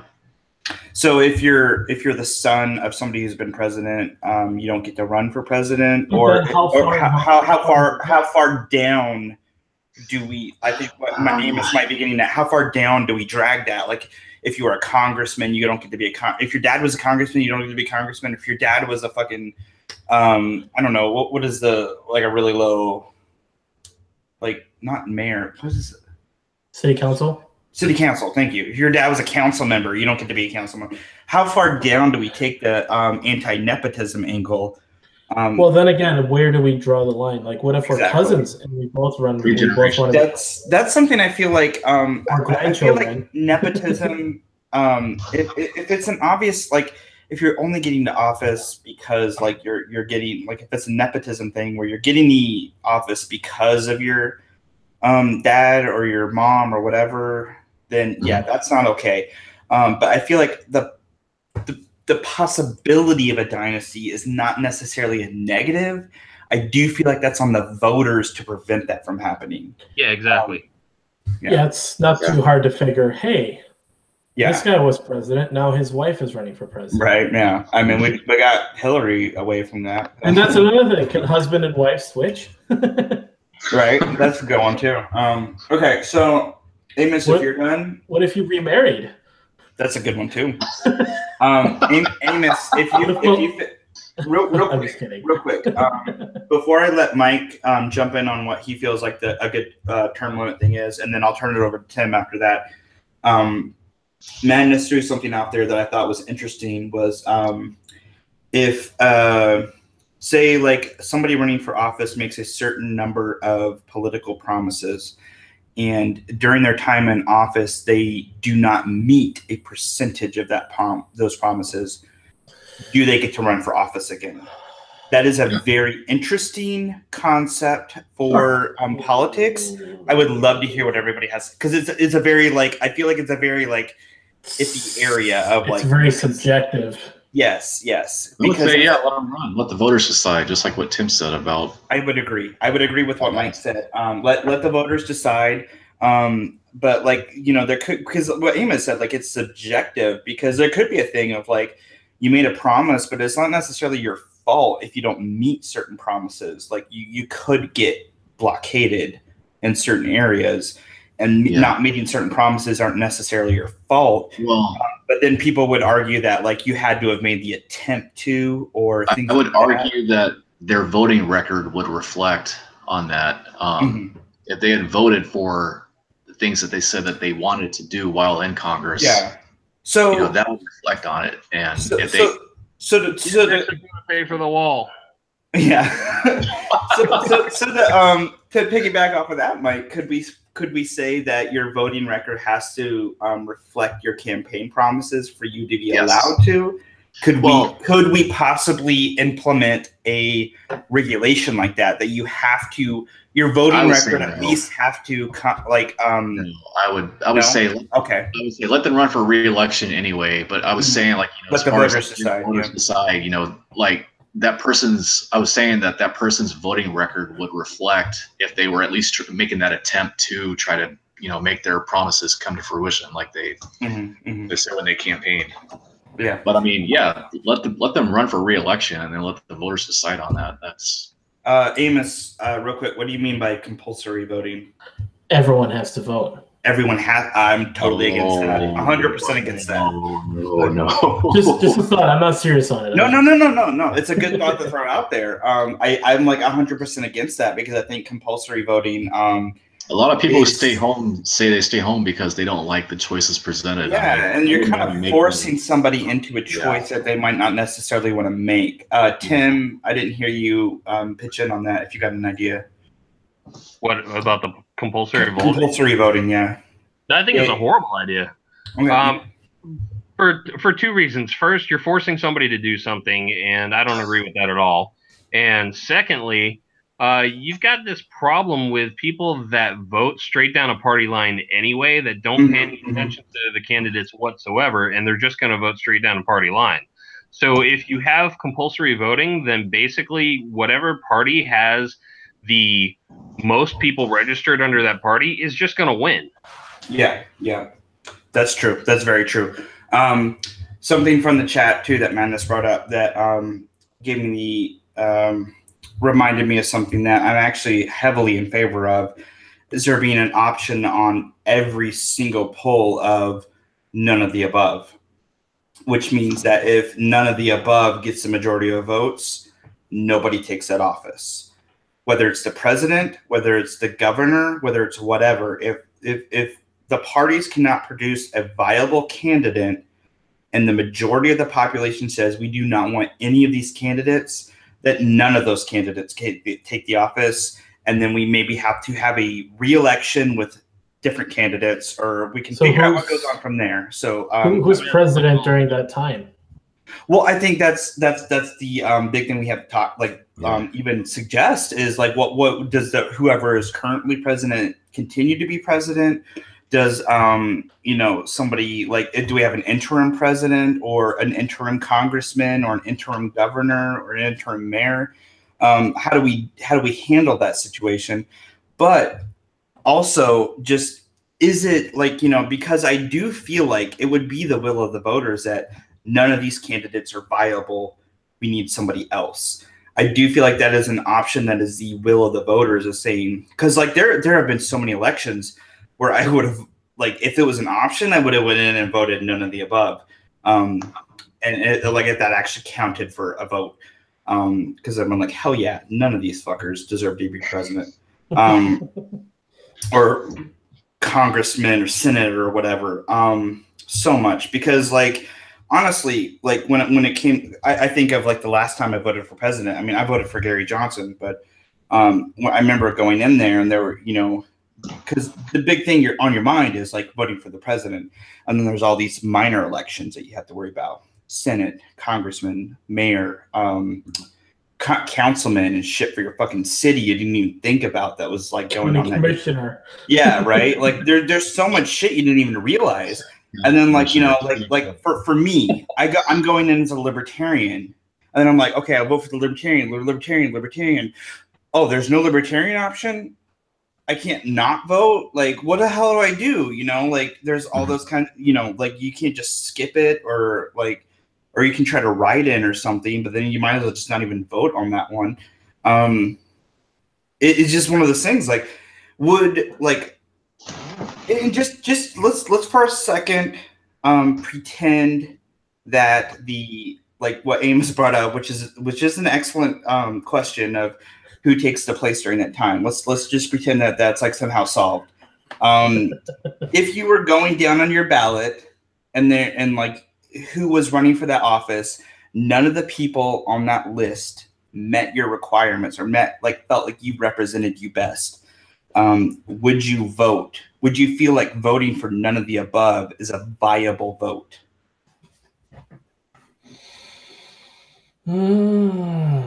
No, I'm hitting everybody with the hard questions tonight. But let's see what we got. Anybody that wants to jump in? I think that's a good idea, because there have been times, like you said, where the two candidates that have been put up are just absolutely horrid. And 2016. Well, right. and that if the majority vote goes to none of the above, then hopefully they can come up with something better. And then you would end up with, you know, somebody you actually want to vote for instead of voting for, you know, the lesser of two evils. Yeah. Which is what, you know, many people that I talked to in 2016, that was the rationale was, I'm going to vote for what I think is the lesser of two evils. Well, and that's most of those people were, well, I'm going to vote for Trump because he's the lesser of two evils. Yeah. And a lot of their reasoning was, well, Hillary wants us to go to war, but then Trump decides to drop a bunch of missiles over in Syria. Right. And that's the thing too, is like, I know so many people who are like, and I honestly believe if we would have had Hillary as president, we'd probably already be in World War III. But it was sold our country by now. Yeah. Right. There's so many people who didn't even consider the fact that there was a third option. You know, I talked to so many people, like it wasn't even on their mind. It was just Trump or Hillary, because that's all the fucking media wanted to feed you. So, you know, like I think it wouldn't even right away pick up, you know, it wouldn't even right away be like a thing. But I think as time went along, people would start to be like, yeah, none of the above. I don't like these. Like, even if it just kept being two guys, like, I don't like these two guys. I don't like Trump. I don't like Hillary. I don't like Trump or who are the fuck the libertarian or liberals are going to put out for 2020. I can't even begin to imagine what kind of fucking show that's going to be, right? Yeah. That's going to be like everybody thought 2016 was going to be a shit show. 2020 is going to be like the end of the fucking world. You can see it being Elizabeth Warren, Kamala Harris, or that Kennedy. If it's Elizabeth Warren, I'm probably just going to kill myself and get it over with. Lectured everyone. A Kennedy lecturing everyone about privilege and income inequality. A Kennedy, of all people, talking about that before the nation. Imagine that guy being president.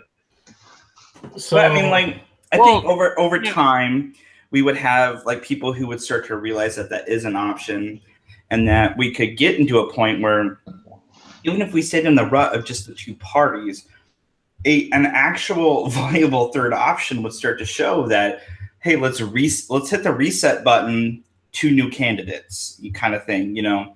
And I also think that would actually have to like shrink down the campaigning time for candidates of like leading up to an office, because I think part of the thing of like Amos brought up is like, well, who stays in who retains that office while this is going on, while the none of the above goes on. We cannot have an entire year of campaigning again. We can't delay the election for an entire year. So, like, you know, we reset 2 new candidates on both sides. You know, neither candidate gets the possibility of being on the ballot again because Give it them was 30 not days. the above. Yeah. Just be like, hey, here's some two. And this is what I think too is like another thing is like another possibility is having a secondary candidate for each party. Well, depending upon the two parties and their conventions, I'm guessing they go by voting, right? Their delegates basically vote on who's going to be the nominee. Yeah. So pick the second one. Yeah. Just go back to those parties and say, we want your second choice then. Yeah. And then they have to, like, where you can have a second choice and Like, let that second you can- choice like low key Well, promote their candidacy. Well, here's the thing about this though is that you guys are leaving one thing out is that this is all predicated on having just a 2-party system Yes. and only having a 2-party system. Yes, that's true. So if we can get a viable, you know, legitimate libertarian candidate that can get on the ballot that is not going to flip out and not know where Aleppo is and hold an interview sticking out his tongue, then it's possible that we can get somebody decent there that we can get on the stage for a debate. And I think that's part of the problem too with our presidential debate system. Yes. Is that if you have a candidate that's on the ballot in all 50 states, they should be part of the presidential debate regardless of how the polling goes. Agreed. Now, Madness threw this out there in the chat as a number. There should be, he says there should be at least 5 parties represented on each election. And I'm paraphrasing, and that's not specifically what he said, but I'm kind of paraphrasing to throw this out there to the group. Let's say if we wanted to say there had to be a minimum of people on the ballot, what number do we put out there? See, this is tricky though, because it should be. Yeah, I'd love to hear it. No, but I think there is the 2-party system naturally happened. To create a multi-party ballot. Now you're getting into, I think, parliament territory, because that's how parliaments are. That's true. They have usually like 4 or 5 parties, and they're all represented in different amounts. They form coalitions, and I think there tends to be more room, I think, for people to basically like still it doesn't become like a true 5-party or however many party system. It becomes more so, well, 2 coalitions kind of thing, because that's what's happening in some of these countries with parliaments. Like in the UK, you have coalitions now. Yeah, that's who sort of compromise, because in England, in the UK, and Germany, you have a lot of these governments that are more about compromise. They think compromise is progress. Yeah, which is not. It's not. Right. It's like, oh, well, we want to build a bridge here, but we also want to build a road here. And it's like, well, we'll build a narrow road here and maybe a narrower bridge over here. And it's like, no, we need to decide if we need a road or a bridge. In the same way with the U.S., I think the gridlock, as shitty as it is, the only way you could combat the gridlock of a 2-party system is to get a viable 3rd party, or someone who can get into one of the 2 parties to basically make small changes along the way. Like a Rand Paul. Right, like a Rand Paul, or even you have guys like Austin Peterson, you know, that's getting into the Republican Party to like bring in some libertarian ideas. So it's not like infiltrating, but you need to basically change the public opinion slowly but surely. When we're forcing a lot of this other stuff, I think it just creates more compromise, more nonsense. Yeah. Well, I think that's a good, like, I don't think there should be a mandatory minimum amount of parties. I do think, though, like, there needs to be more of, like, an obvious, like, hey, there's a viable third party or fourth party candidate, let's actually let them on the debate stage. Like, there should not be regulations against that. And the fact that there even was, like, you have to meet a certain percentage to be on the debating stage. Like, the fact that there were even, like, regulations against that, like, shows that the stack was decked. The deck was stacked, sorry. The deck was stacked the whole time against the people, like, to push certain people as the president, as a candidate for the president. So I would agree that, like, we should not have a minimum number of parties, but there should be more, like, lax regulations where we're allowing, like, viable parties to actually have a presence in the debates, where the country gets to see them and gets to hear them, kind of thing. Like, as much as I really didn't like Gary Johnson, if he would have went out against Hillary and Trump, like, he probably would have actually fucking won. Like, because those two would have looked like fucking psychotic people next to that guy. Like, he would be spouting out some like actual, like, logic, and these two would have just been, like, going nuts over it, like, just bullshit. And everybody would have been like, well, these two look insane compared to this guy. So yeah, like, I think that's just something, like, we should be allowing them more of a voice. Like, somebody who's a third party should not have to press so hard just to be allowed a voice.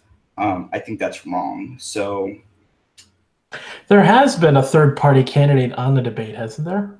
Yeah, what was his face? Ross Perot. Yeah, Ross Perot. Yeah, he's been on. He was on there. But it was Ross Perot, so nobody gave a fuck. So, but I mean, what did he do to get that spot? I honestly don't remember. I was so young then. Because it was Clinton Bush or Clinton. Yeah, Clinton Bush. Clinton. It was Bush's reelection bid. No, it wasn't Clinton Bush. It was It was Clinton Bush, 92. I thought it was Clinton. What was that? Dole. Clinton Dole? No, that was 96. Okay. I can't keep my legs straight because I never paid attention to for a third party to get on the debate stage. They have to have a certain amount of support. Yeah, it's a certain percentage you have to have, and that's what I was 5% national support. The Libertarian Party, I think they successively sued, like, whatever, like, fucking committee, like, controlled that, where they struck down that law now, where I think the next election that is non-existent anymore. I'm not entirely sure. I could be completely wrong, but I know that the Libertarian Party did sue because they would not allow Gary Johnson on the debate stage, and they sued against the, like, committee that ran that shit because they're like, well, this is horseshit. Gary Johnson has a legitimate following and a legitimate, like, reason to be on the debate stage. Gary Johnson wouldn't have won, like, either way, but 15%. I think the end result. Yeah. Would you say 22? 15%. 15 in 5 national surveys. Yeah, it was something crazy like that. He wouldn't have won, but if he would have been on the debate stage, his following would have been significantly increased. People that were in the left and the right, because there were so many people who were on the right that only voted for Trump because they didn't like Hillary, and there were so many people on the left that only voted for Hillary because they didn't like Trump. But if they had, like, an actual person, like a third person on the stage that, like, made some sense, they might have voted for that guy. Or at least voted enough that he would have been actually mentioned in the news. Yes, on election day, where they would have been like, wait. Can you even consider, though, like, if he would have been on the debate stage for one debate, how much more he would have been in the news, how much more of a household name he would become? I mean, if he got, like, basically where he had, like, electoral votes, that would have been huge. Oh, yeah, huge. Just even one. If he would have won one state, it would have been huge. Yeah, we were talking about him having a chance to win Utah. Well, wasn't there the Evan McMullen? I can't stand that guy. Wasn't there was the whole thing how, like, They said if Gary Johnson won New Mexico, it would put it in it. Let's say the other two candidates won all the other votes, because then they wouldn't be able to cross that. What is that electoral vote threshold? Yeah, the 270 threshold. So it would actually force Congress to have to decide on a president. Right. So there was that. I mean, even if he won a state, it would have been like, oh hey, because one state, it would have been fucking massive. You would have had like CNN and Fox being like, and New Mexico go, oh.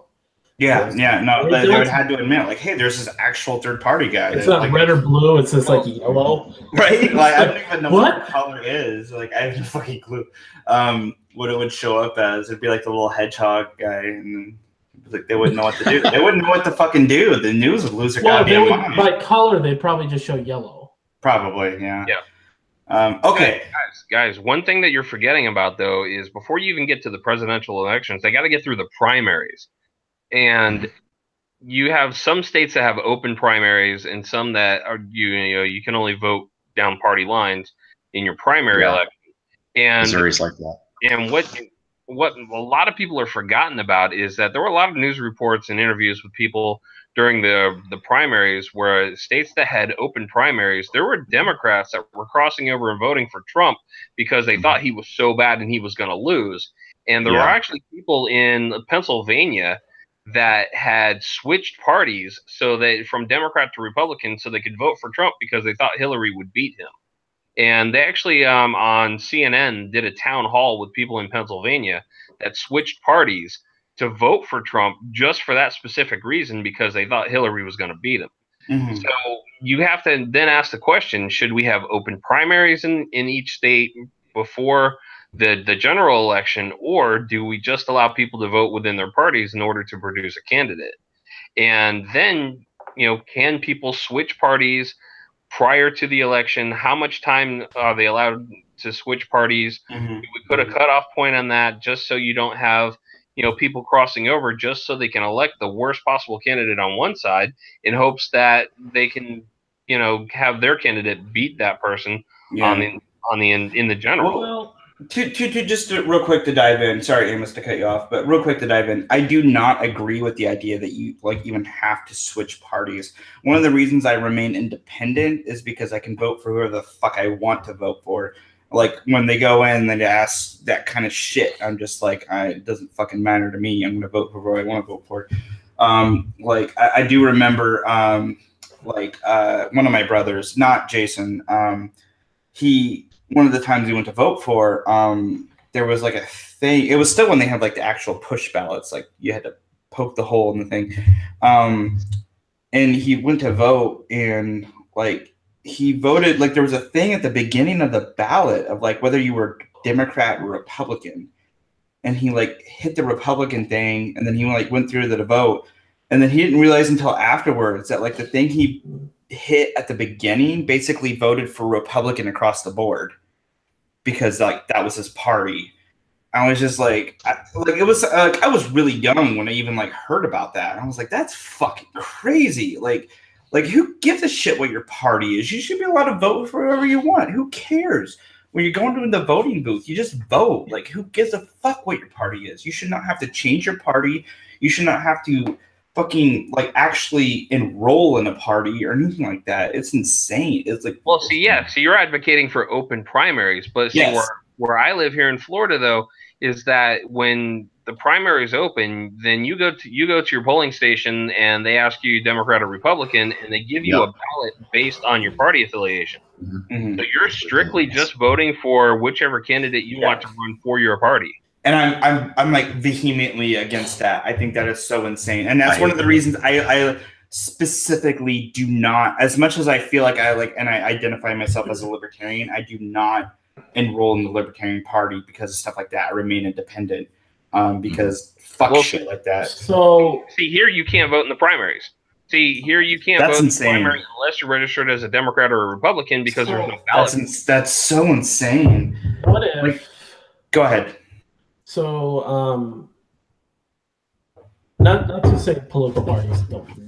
Amos, real quick, I gotta dive out for 1 sec. Keep going, man. I was gonna say, so thinking of on that, how would you then eliminate, like if you are for, because I'm thinking open primaries makes sense, but if you're a Republican or Democrat, but then it's probably in your best interest to vote however you want, would you then have to just generate a ballot that has all the primary candidates? Why not? Yeah. Yeah, go ahead. Now, let's say it's a ballot, and would they be allowed to basically categorize the names? Like, okay, here's all the Republican candidates, the Democrats, and the third party ones that are in your state. Or should they all just have names with the letter next to them? I think honestly, if you, it's up to the election authority within each district how they're going to set up their ballots, and so I really don't care if they're going to list them by in columns, or if they put the R or the D or the L next to the name. But see, like I said, once again, you got to go back to the fact that most voters don't educate themselves. They're just going in there and they're voting down party line, and the number of incumbents that get reelected by name recognition alone is somewhere like around 94%. It's just absolutely insane, because you have these uneducated voters that just walk in and they're just going to vote the same way that they've always voted. I actually talked to some people who say, well, I vote Democrat no matter what. And I asked them why, and they said, well, that's the way I've always done it. I said, but do you even know who you're voting for? And yeah, the Democrat. And that's their only answer. And so if they recognize the name of the candidate, then they just pick that person.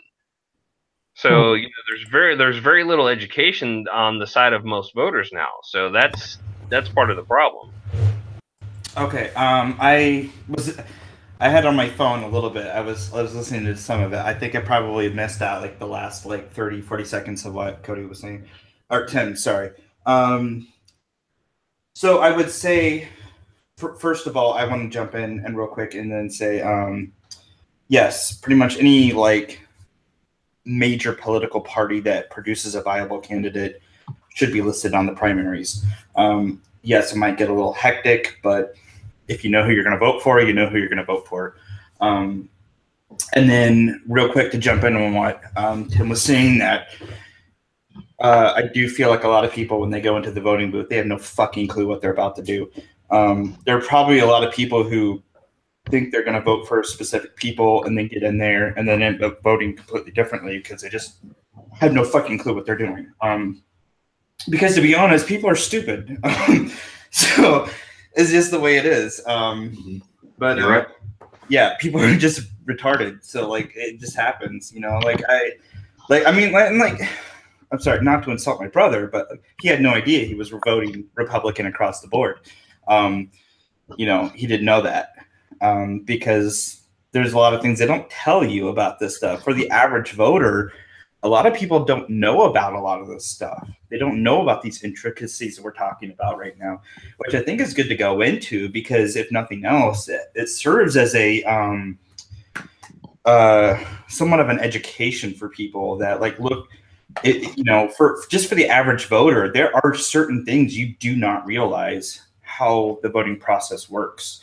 And I think anybody who once you hit 18, and this is something I do wish they would actually explain more in schools, because I do remember even my government class didn't actually go into this shit. I didn't know a lot of this stuff until after the second time I had voted. And I never enrolled in a specific political party because I just, I was like, fuck, I don't know what the hell I was for a long time. But yeah, it seems kind of, if we're going to have a government that has a specific, and I'm not against the electoral college, actually. I used to be hardcore against it, but I understand the point of it. It's not to give one state all the voting power in the entire country. The idea of the electoral college is to give the average voter an actual vote, and it makes sense to me. I'm fine with it, but beyond even the electoral college, there is a lot of intricacies that comes with just the average vote. A lot of people don't understand. And I think it's kind of sad, and it's kind of like insane how complicated they make it.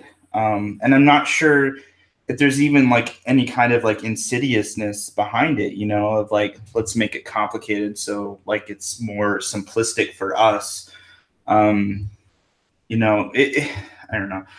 You think about it, and it's like, who is deciding the Electoral College? Who is deciding this? And who is deciding this? All these weird fucking rules for voting.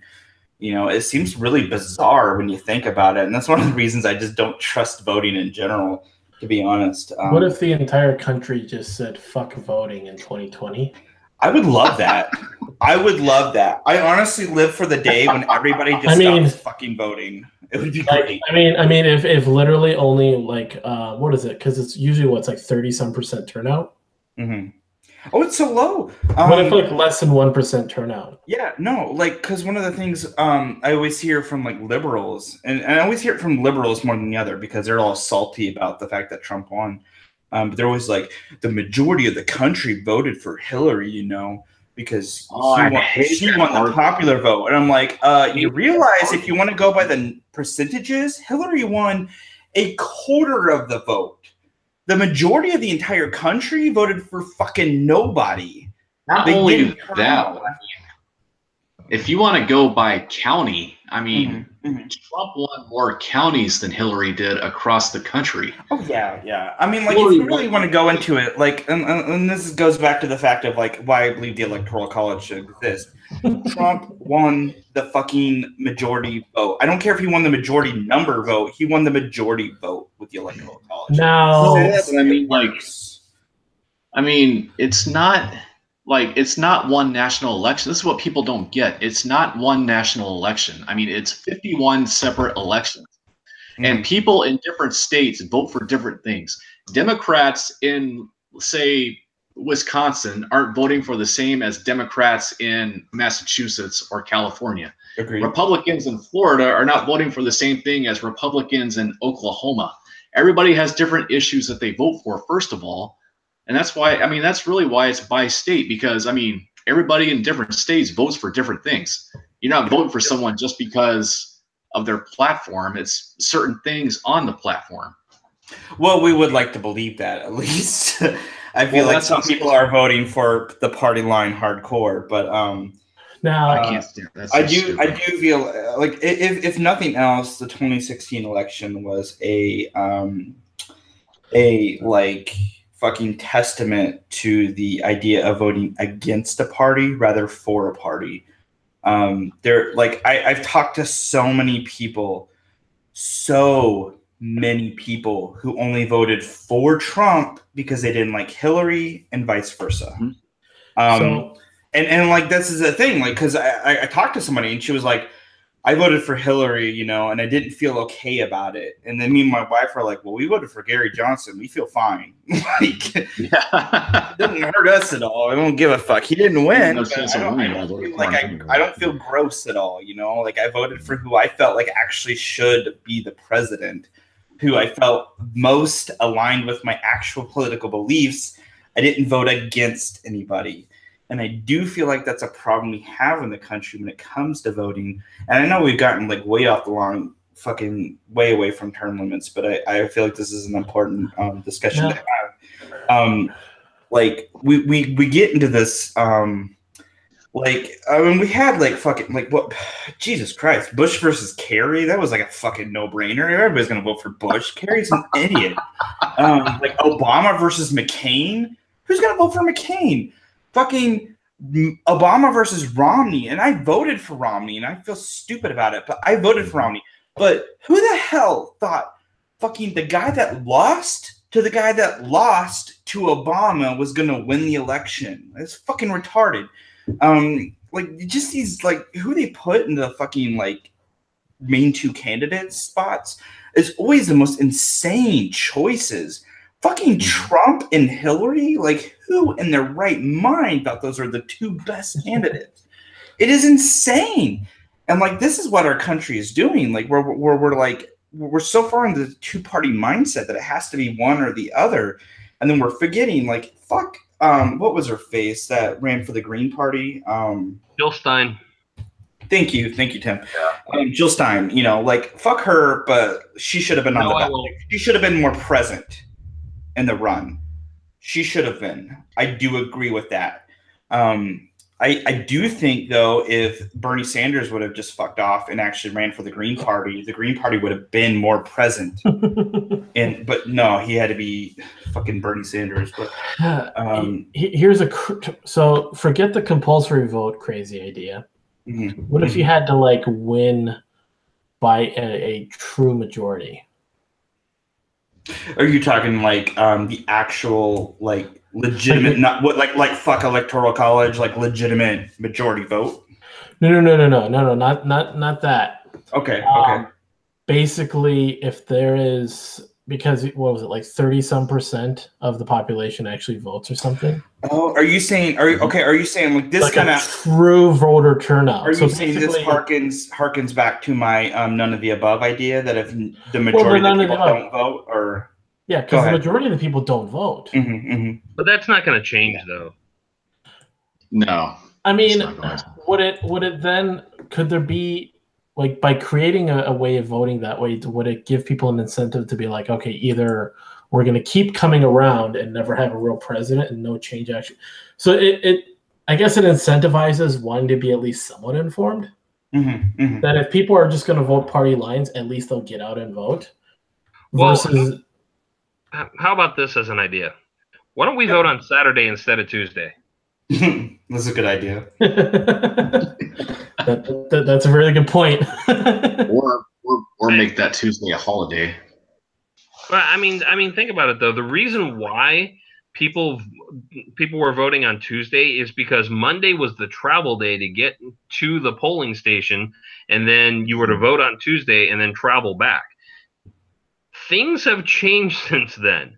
So why don't we just vote on Saturday? I guarantee you the voter turnout would be much, much greater, because when you have, like, for instance, in Florida, we have about 2 weeks of early voting.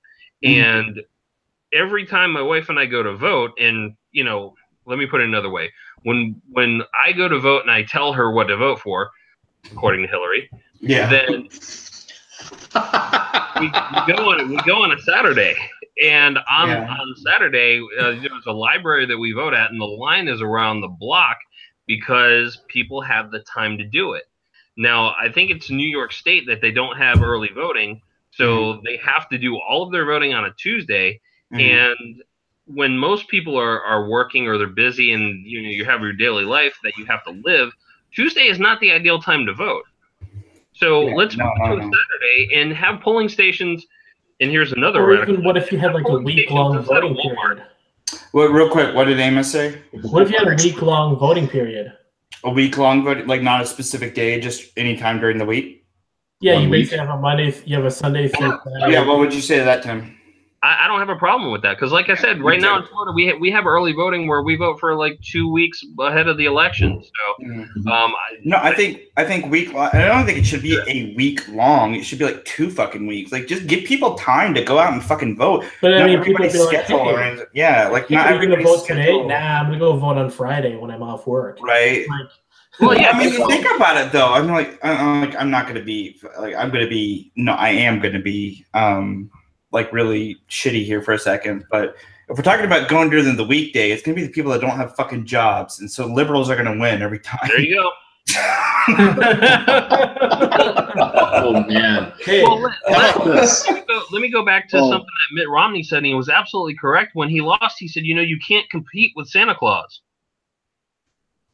And he was absolutely right. You can't compete with someone that's saying, "Oh, I'm going to give you free stuff. I'm going to give you free stuff." Oh, I mean, like, why do you think Bernie Sanders got so popular? Like, because he just had this, everybody gets free stuff without any fucking economical backing to it. Of like, how the fuck are we going to pay for any of this shit? I went to. And when you start challenging that, you're fucking horrible. Like, you're pro poverty or some bullshit that the ANCOMs like to say. Like you're just this horrible. Yeah, you want people to not have these things, and it's like, no, I want people to deserve these things. I mean, is that so bad? What if you had voting on Fridays? That's a lot of people partying on Friday, going voting. a drug population like, that to votes. be fair, every single job I've worked during a voting year, they would provide you that day, they'd provide you several hours off. Like, Yeah, I think it's a law. yeah, like they'd be like, yes, you're allowed to go vote, and they can't hold that against you. To be fair, that is a thing, but also the thing is, like, they can't hold that time against you, but you don't get paid for that time either. So this still fucking sucks, you know? Like, why can't you just do it on a day off rather than having to do it like during the fucking weekday or on a specific day when everybody else in the fucking country is going to vote, you know? Like, having a week-long voting system time just makes more sense. Okay. How about this idea? Yeah. Why don't we just vote online? I was just waving my phone here. I was gonna say, what if there was an app that you could vote with? That would be amazing. I feel like that would be easily hackable, maybe. Like, you file your taxes online? Are your tax returns hackable? I mean, yeah, but I mean, if the government feels safe enough to take all my financial information over the internet, then they should feel confident enough that they can take one vote over the internet. Okay. No, they can't do that because the Russians will hack the system. Yeah, somebody make that argument. To be honest, to be perfectly honest, I don't even feel comfortable when it's the electronic voting systems. I would feel less comfortable if I was voting over my phone. Because when it's the electronic voting systems, it's like I'm pressing a button on a computer. My vote could be so easily lost in a fucking system, you know. It's different than punching a fucking card, you know. Basically, you would probably have to have some like I don't know, maybe they'll have to have there have to be some sort of system in place to basically verify you are who you say you are. Or what was that? Social Security and maybe a driver's license. What was that movie with Robin Williams where he like accidentally became the president because there was some fucked up? What was that? Man of the Year. Yeah. There was basically there was a glitch in the system. Yeah, there was a glitch in the system, and he became the president, or president-elect at least. Because of a glitch in the system, you know, and it was an electronic system. And ever since it's a fucking movie, but ever since I saw that movie, like, I've always thought of, like, I'm punching a button on a computer. Like, how do I know my vote is being counted? I can't have any confirmation. Honestly, I can't have any confirmation even if I'm punching a card. But, I mean, I feel like, I don't know, like, if you have a physical, like, actual, like, you're punching a card, like, that is an actual physical, like this is my vote. It's different than punching a button on a computer.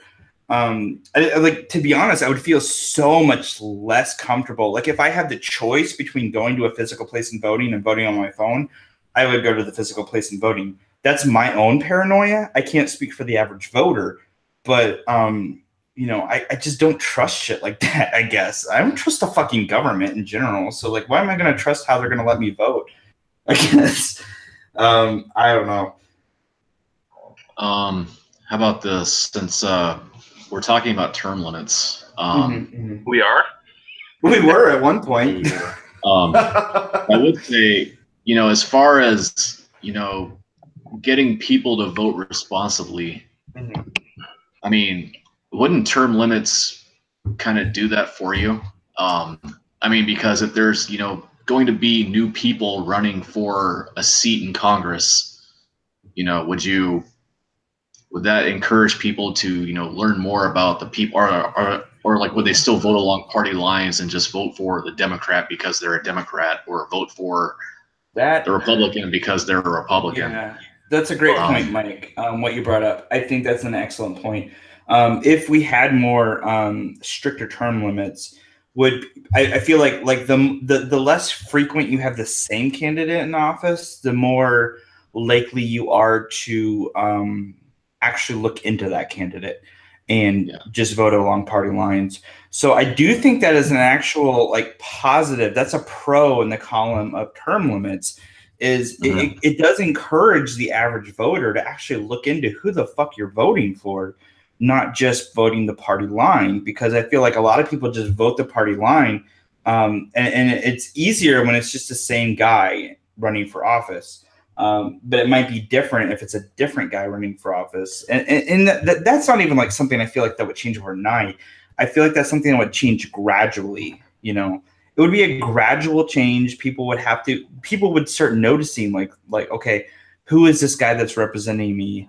It might not even be like, you know, we'd have to actually like push it more, because seriously, how many, like, just ask any fucking person, do they even know who their congressman is or who their state representatives are, like, at all? How many people even know who the fucking governor of their state is? There's a lot of people who don't even know that. It's insane. Like, if you think about it, like, I'm like, seriously, it's something I'm tempted to do. Like, if I could get like a decent camera and just go out on the street and ask people, like, do you know who your senators are? Do you know who your congressman is? Do you know who the fucking governor of the state is? Who is the mayor of your town? You know, like, there are so many people, and like, even like, I'm not like, just not even just a rag on the average person. Off the top of my head, I cannot think of the mayor of my city. I know mine.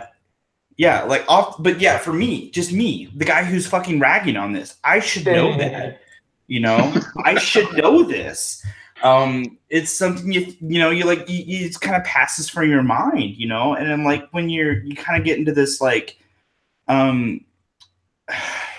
rut of voting for a certain way, you don't think about stuff like that, and I think that's something that needs to be brought more to the public mind of who are you voting for. Who are your representatives? Do you even fucking know? Because people know of like big names like Nancy Pelosi or Paul Ryan, or what's that fucker's name? Mitch McConnell. Fuck that guy. Fuck Mitch McConnell. But anyway, illustrated why he looks like a troll. Did why people don't vote? Did somebody say he looks like a troll? Because I would agree. Like a turtle. Turtle? He really does. I would agree with that too. No, I would agree with that too. I hate Mitch McConnell. So no, I'd seriously, say one of the best things about Mike Pence being the vice president was like, oh, hey, he's not going to be the fucking governor of my state anymore, because I hate the asshole. But no, like, he's like, you know, like the average person though, like even just like I would encourage anybody, like if you're watching the stream now or if you're on the stream, just go ask somebody in your state, who is the governor, who is the mayor of your town, who is your senators, who is your congressman, who is the congressman for your area. Longer. Ask anybody. Pick a person and ask them these questions. Who are your representatives? I don't know how much longer my governor will be my governor. But like, think about it though. How many people actually know? How many people actually know these things? And then you have to, like, first I would ask him, have you voted for these people? Like, have you voted in the Senate? Have you voted for congressional in your area? Have you voted for the governor? Have you voted for your mayor?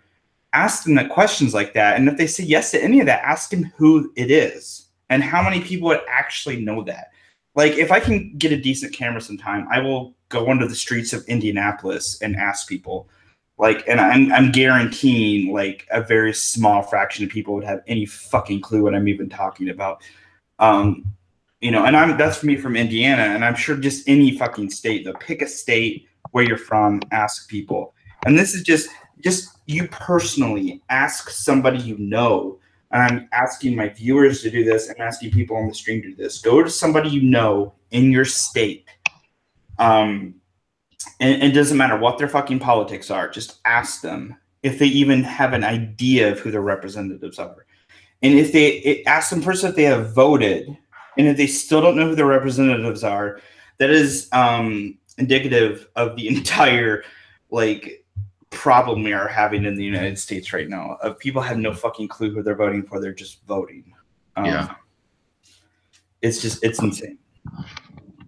You can actually do it on Facebook, believe it or not. Yeah, right. Do it on Twitter, like, or whatever. Like, I don't go on Facebook. I haven't been on Facebook in forever. That's ridiculous. Because I can see right here, yeah. My state representative, my state senator, governor, U.S. senators, punch in your county information and your city, and like you can pull up all that information like real fast. But think of how many people like just just think of how many people and like here I am ranting against this, and I like there are probably like if somebody was asking me those questions, I probably couldn't even fill in all those gaps myself. but this is the problem. Even like for somebody like me who is even complaining about this, we don't even know who we're voting for half the time. We don't know who is representing us. When I was in Wisconsin, I didn't know who my congressman was until I had to write a letter to him and look it up. You know, it was ridiculous. Like I didn't even fucking know because like when I lived in Wisconsin, I just didn't fucking vote. Like I just didn't give a shit then. But at that point in my life, but yeah, like I didn't know who. Honestly, like I lived in Houma, Wisconsin for like a few years. I never knew who the fucking mayor of that city was. And I was like, I can't even think of who the governor of Wisconsin was when I lived there. Well, it was Scott Walker. Was somebody? Was he the governor or was that somebody else? Was that Scott Walker? There was this whole like fucking thing of people wanted to recall him because he was like making the state better, I guess. Yeah, that was Scott Walker. Yeah, no, I liked Scott Walker. He wasn't a bad guy. He was doing some good stuff. But everybody hated him because, you know, people actually had to work for stuff. Oh no. What if they had like an independent organization that did like a nationwide ad and just straight up just talking to the population? Do you know who your senator is? Do you know who your governor is? If I could afford that, I would fucking do it. And then like somehow make it so like each county that I broadcast to, like shows their local representatives, but like, dude, yeah, no, that would be amazing. That would be brilliant. And just be like.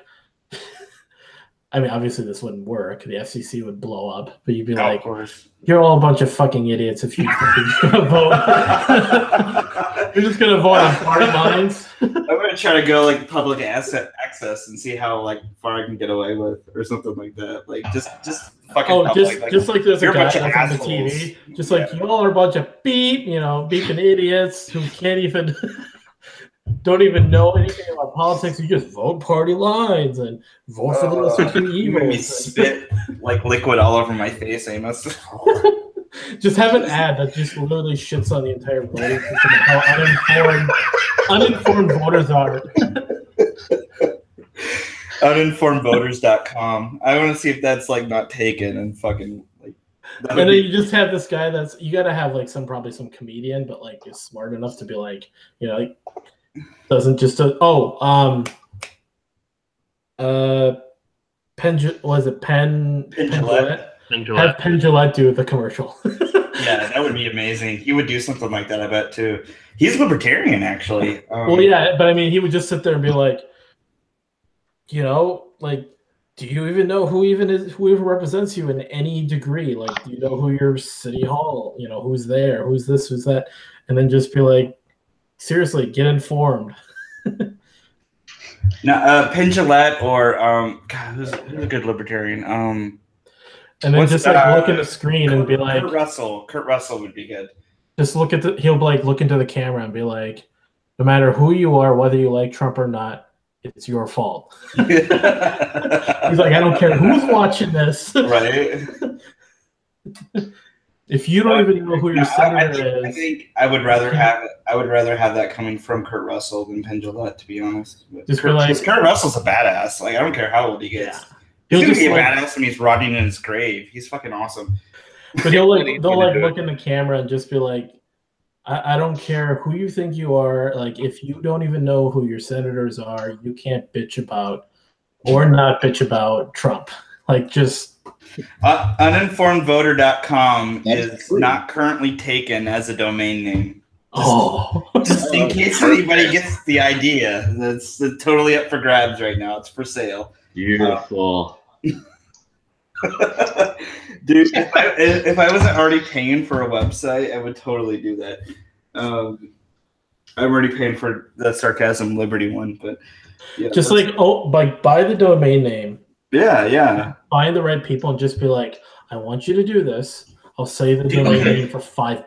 If somebody watching now sets up like a Patreon to buy that domain name, I will totally fucking donate for that. That would be so fucking amazing. I would love it. Uninformedvoter.com. You're all a bunch of assholes. That would be the slogan. Or it'll say like voters don't know shit.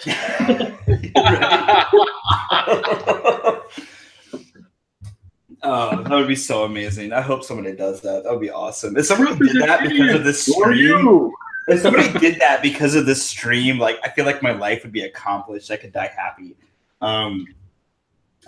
Trump is so dumb. So are you.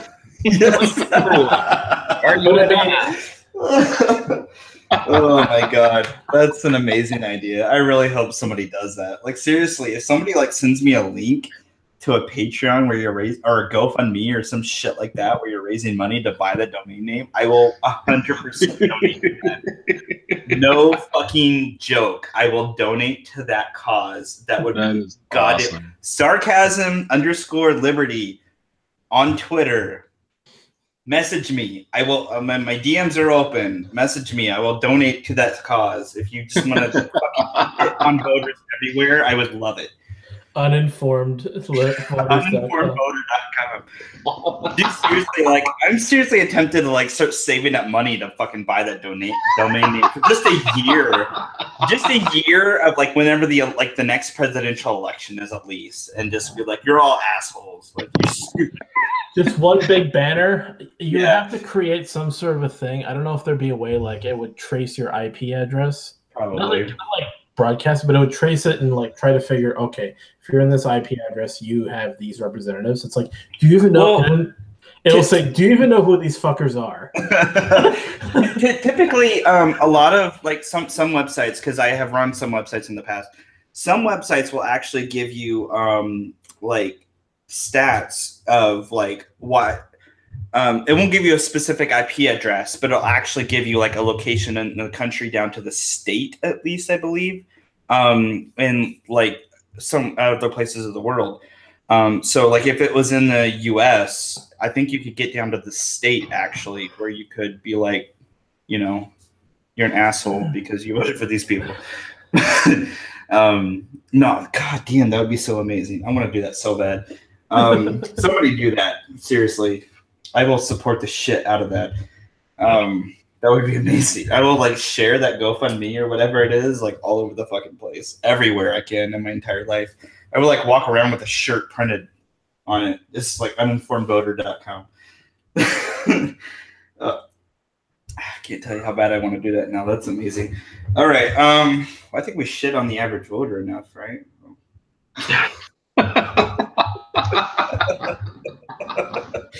So, you know, something we never did, because I wanted to circle back around to it, we got way off the fucking track, was I wanted Mike and Tim, Amos had his turn, I had my turn, get back to term limits. And for Mike, I want you to go first. What you feel like would be an appropriate time period and like amount of time you could run for an office. And when we're talking about running for an office, we're specifically talking about congressmen and Senate. Well, like the way our Senate is set up, everybody does a term of 6 years, and they set it up that way so that the entire Senate isn't being replaced all at once. It's 1/3 every 2 years. So if we want to keep that same format, then that's why I was saying, you know, 2 terms for senators and 6 years for congressmen. If you want to keep it the way as it is now, that way they both have, you know, an even time in Congress. Yeah. So that's why. I mean, that makes sense. It kind of makes sense. Like, and I feel like it gives people the opportunity to like switch between the two. I do feel like, because part of the thing is like people don't really know where their political. I don't like using the term career either, because that's the thing I want to limit. But where their political, what's a good word for that? Like if you're gonna talk about it in a limited sense, not career, but somebody throw out a word and I'll use it. Fuck, I don't know what to call it. Experience. That's good, Tim. I like it. Political experience. Where your political experience is going to take you. whether it's going to be Senate or if you want to start in the Senate and move to Congress. I do think that should be a viable option for you. But I also think that, there should be a limit on, like, it doesn't really matter where you go from your political experience, whether it's from Congress to Senate or Senate to Congress, or from running a full term of Congress up to presidency. There should be a solid limit on how much time you get to spend in a public office. I'm a very big believer of running for office should be it should be a benefit. It should be a service. Political office should be a service. You're doing a service to your country, to your local community, whatever your office is. You're doing a service. You're not. There's no way for you to benefit from this. And you shouldn't have enough time in office where you could possibly financially benefit from it. And like I honestly used to be I felt like politicians shouldn't be paid. I had a discussion with some people, and I do feel like the not being paid would actually lead to some more corruption. So I'm not in favor of that anymore. I understand the concept of paying your politicians, but I do feel like the limiting the amount that they can corrupt that position for the small time that they have it is good. So limiting the amount of time they actually get to fulfill their political experience. And experience is an amazing way to put it, honestly, Tim. I think that is great. That's what we should be considering it rather than a career. And it's an experience. You're doing a service. You're going for a small amount of time. You're trying to better your country or better your community. And then you're done and you go on your fucking life. You don't stay in office. You don't be a Bernie Sanders, never have an actual fucking job. God, I hate Bernie Sanders. Just fucking hate that guy so much. But yeah, you don't get the opportunity to do shit like that. I think that's a great way. Before we get so fucking sidetracked again, Tim, I'm going to give you an opportunity to throw out what you feel like a good term limit quota would be. Well, for the Senate, I think the 6-year term is fine, but I think we should limit it to just 2 terms. Mm-hmm. Well, what do you think the term limit should be? Like 4 years, 5 years, what? 6 years. I think 6 years is fine. Okay. And then 2 terms per senator. With Congress, I think we should change it from 2 years to 4 years, but then limit them to 2 terms also. And the reasoning behind that is that they spend too much time campaigning. And yes, them to 8 years, and you're going to limit them to 8 years, and then you're going to have 4 campaigns out of this. And I think another benefit to having the term limits and just keep them down to 2 terms apiece is that these people that get into these offices that have to continuously campaign, whether they want to admit it or not, to a certain degree, they're owned by their campaign contributors because they have to constantly go back to them time and time again. Agreed. And try to get donations. So it opens it up for so much more corruption. And by limiting that, then they only have 2 campaigns, which means also that once they get reelected and they're in office that second time, there's no more campaigning. And the only thing they have left to do is just their job. And they're just there to do what they were elected for. Yes. And I did see one documentary a while ago that said that the average person that's in the House of Representatives spends about 25% of their time campaigning and trying to raise that's insane. funds. Yeah. So okay, if you spend a quarter of your time doing that, then you're not doing your job. That's an extremely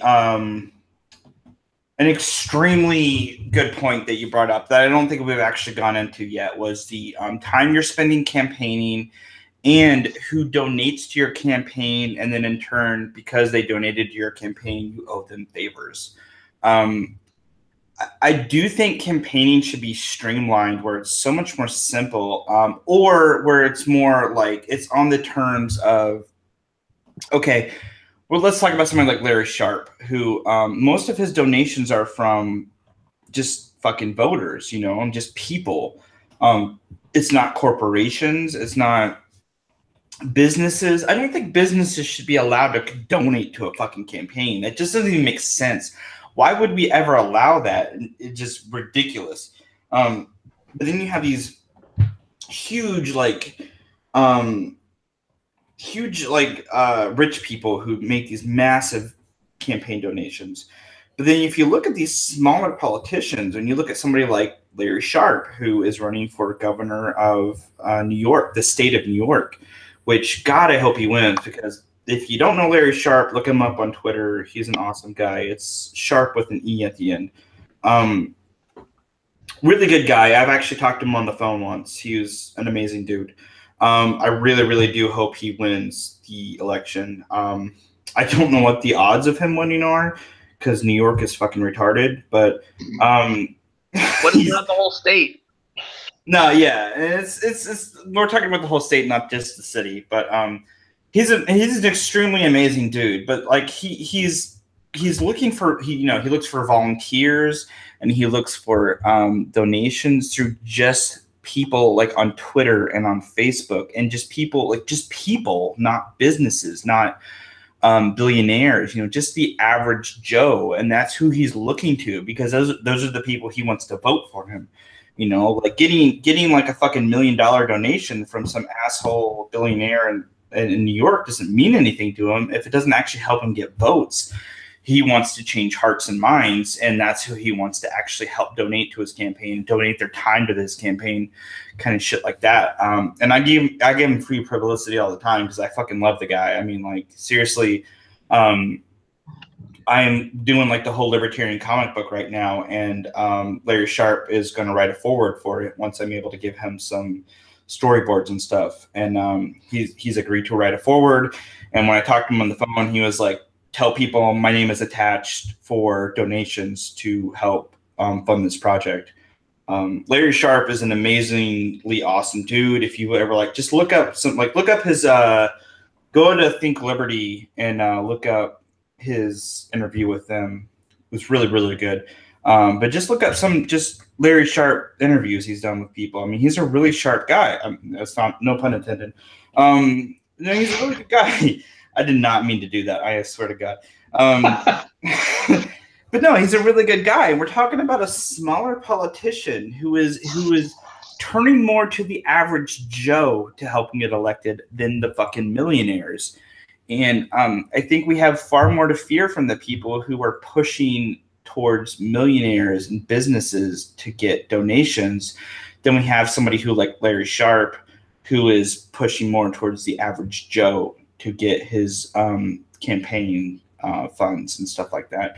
And I think, if we, in a perfect world where the whole campaign time was shortened and stuff like that, hopefully he would be able to pick up more speed and stuff like that. And then maybe if we in the long-term situation where we had short-term limits, somebody like Larry Sharpe could pick up.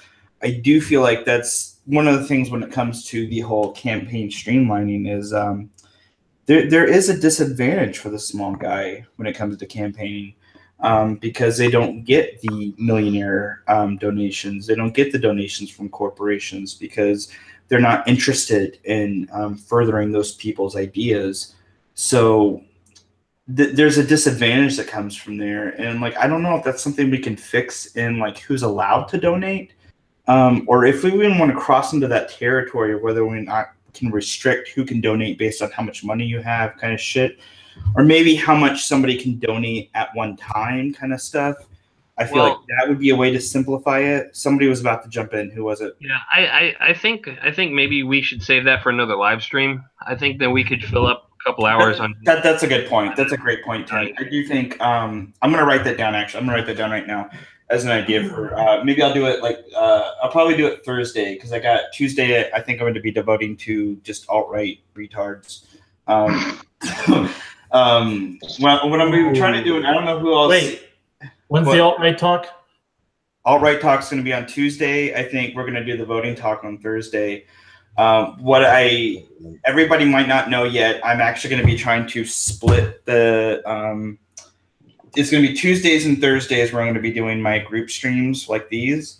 And then Saturdays and Fridays, depending on my schedule, I'm going to be doing my mental health stream. And then Sundays, I'm going to do my streams with Jason. So Tuesdays and Thursdays are going to be my usual streams. But what I'm going to be trying to do is split my panels. So I don't have the same people showing up to the same panel each like stream. That way it gives more of an open time to other people who get to join, and they get more of a chance to talk. And I'm not crowding or overcrowding a single panel or a single topic with like a bunch of people. So that's what I'm going to start doing. It's going to be starting next week. I don't know for an absolute sure, but off the top of my head, Tuesday was going to be alt-right bullshit, and then Thursday, what Tim just suggested, I think would be a good idea of talking about the like campaign restrictions and stuff like that. Might be Thursday. I might swap that. We'll see. So I'm going to write that down right now so I don't get too far into depth on it tonight. But I think it's an amazing topic idea.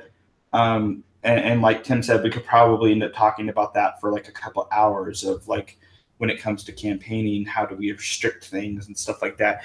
And what I'll do too is I'll float it towards Larry Sharp and Melissa. She's a sweetheart. She runs his Twitter like when he's doing stuff.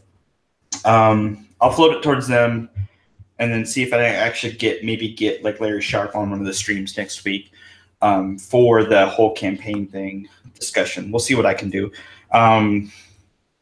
I can't promise anything. Obviously, he's got a busy schedule. So we'll see what we can do there. But yeah, I think sometime next week, if not next week, then the week after, I would like to devote a whole stream to talking, or not even a whole stream, but just to the primary topic, talking about campaigns and can we possibly restrict how campaigns are funded and stuff like that.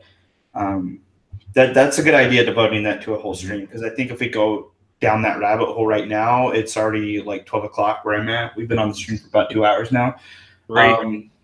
Three, Jesus Christ. Yeah, 3 hours. I was going to say, if we go down that rabbit hole, we're going to be here all night. So if we're discussing topics on other streams, we could probably just end the stream.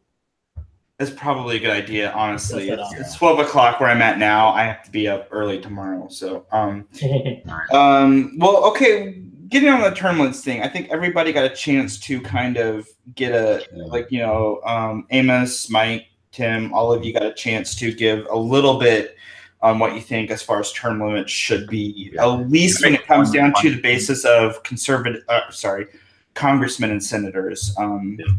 I feel like one final point before you close this. Yeah, definitely, go for it. Okay. I would say that term limits for Congress.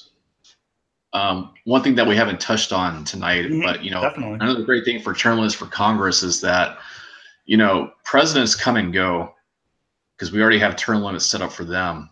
But the people who have been in Congress, a lot of them have been there for 30 or 40 years. And if you think about it, like I'll use foreign policy as a I think foreign policy is a glaring example of this. We've had the same foreign policy since the 1980s. Mm-hmm. We've had the same people in Congress since the 1980s who have been funding this foreign policy. And, it doesn't matter who's in the White House. You still have the same people in Congress who love to slaughter people and imperialize the planet for whatever reason. And they keep funding this. They've handed over, authority to attack to the president where he can do it without congressional authority now. And as much as we all sit around and talk about how they shouldn't be allowed to do this, these same people stay in Congress and they don't go anywhere and nothing ever changes. Yeah, real quick, because Tim in the chat for us just brought up John Conyers, I don't know what state, in Congress since 1965. From Michigan. Michigan? Thank you, Tim. 1965. Can you imagine that? Half a century. Yeah, that's half a century. Somebody in fucking Congress. No. How wrong is that? Charlie Rangel in Congress since 1971. Tim brought up. New York. What was that, Tim? Did you say what state? Yeah, it's New York. New York. Okay, I'm not surprised. New York's retarded. Unbelievable. It's coming up on. Think 1965, 1971. How long these people have been in an public office? It is insane. It's unforgivable. Like, there's no reason shit like that should happen. Don Young since 1973, he says. What state is that, Tim? It's Alaska. Okay, thank you. Alaska. Yeah, that's insane, though. Like, we have 1965, 1971, 1973. People have been in office longer than I've been alive. That's fucking crazy. That is Here insane. We go. John David Dingle Jr. Was it called? He was in like such a made-up name. I'm sorry. He was Dingle Jr. He was in the House of Representatives from December 13th, 1955 until January 1955 until 2015. Okay. Well, that's just 3 years ago. That's 3 years ago still. Like, 59 years. Years in office. 59 years. That's still longer than John Conyers. I'm looking at a list here. It's got like some highlighted that are like still in office, and then it shows the ones that have either died or retired. If they died, then they did us a favor. 59 years, 21 days is the longest serving. Okay, term limit should not be whether the fucking guy dies or can't hold into the office. It's just so insane. How can you let somebody be in politics for that long? How can them being in politics that long be good for anybody? Okay, the world changes. Go ahead, Mike. The world changes with time. I mean, you change, people change, but I mean, the world is changing, but you still have the same old ideas, running the country. It's, I mean, I just don't understand how you can. That's a good point, Mike. World changes, our overall concept of how the world runs changes. Just think of like, just even 10 years ago for like homosexual and trans rights, and then think of like 40 years ago for African American rights, and just think of like even a little bit further than that for women's rights. And we think about these things. It's just like the world's constantly changing. Do these assholes that have been in office this long, are they changing? Fuck no, probably not. Do we really want those fucking old decrepit people in office? I don't want those assholes in office. I want some like people who are actually like current with how the world functions in office. I'm only 32. I'm almost 33 next month. And like I just think of in like the past 5 years how much I've changed.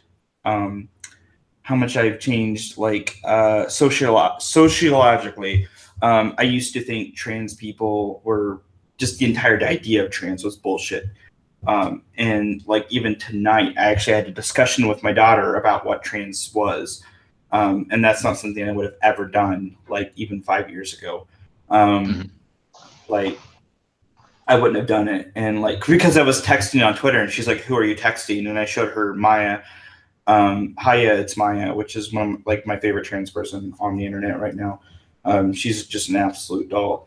But like I showed her, I was like, this is, she used to be a boy and now she's a girl. And she was like, well, that doesn't make sense. How do you go from one to the other? And I had this whole conversation with her about it.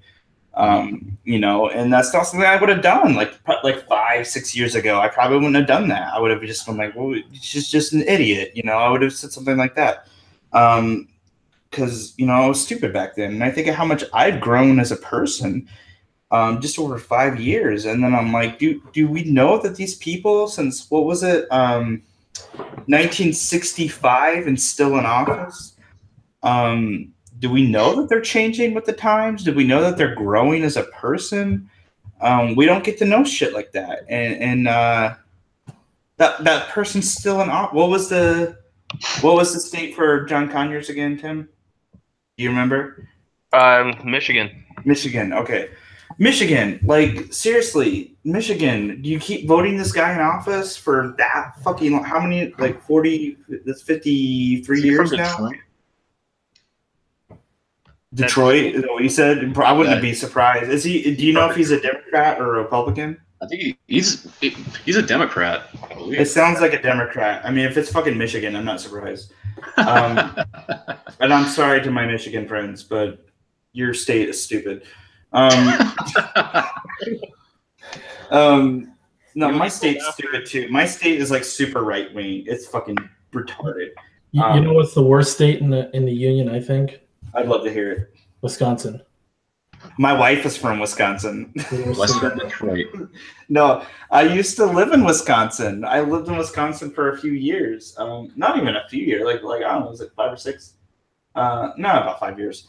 Yeah, I shit on I do that because Mining Freedom really likes Wisconsin. He's got the badger in his profile pic and everything. Yeah, and I'm like, you know. Yeah, no, go fuck with Mining Freedom. I like the guy, but you know, fuck with everybody because they all deserve Wisconsin's not a real state. Fuck with me too. I don't care. I've been dealing with ANCOMs for the past 2 days. There's nothing you're gonna say to me that's gonna blow my fucking mind. Your point about are you there?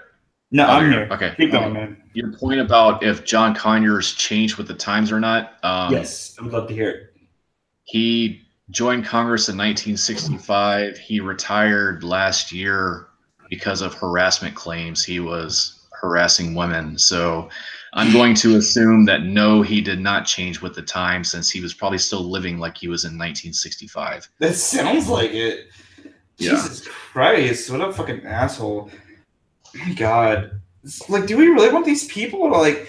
And I feel like some people, like, they've just been in office. Like, who the fuck actually likes Nancy Pelosi? Why is she still in office? And I feel like people vote for her just because she's old. I think her mind is leaving her. I mean, you know, we say things all the time about, you know, Nancy Pelosi is stupid, but I think her mind is legitimately leaving her body. Her face is leaving her body, that's for sure. Botox is holding it together. Right. Hey. She looks like her face is like I seriously okay. When I was writing for a satirical news site, it was kind of like The Onion, but it was a smaller, lesser known. I never finished it, but I started an article about Nancy Pelosi's face trying to escape from her body because her face just constantly looks like it's sagging and everything. I'm just like, good God. One thing we know that has escaped her body, though. I have this theory. Nancy Pelosi looks like a cartoon witch. Like, no, but we actually, there is one thing we know. Oh God. There is actually one thing that that has escaped her body, and it happens on a daily basis. This is going to sound awful, but her dentures. I have this theory because she's always wearing these every time you see Nancy Pelosi, she's always wearing these coats. Right. So I have this theory that, you know, the AC inside the Capitol building runs year round because if they flip on the heat, her face is just going to melt off if it gets too hot. I think you guys are giving me an idea for new comics. I think the coat is to cover up all the circuitry. She's like Darth Vader underneath all that shit. Like, I mean, you're that old where your body is falling apart. She's like Darth Vader. She's mostly machine at this point. I'm sure of it. She was the prototype before the Zuckerberg came out.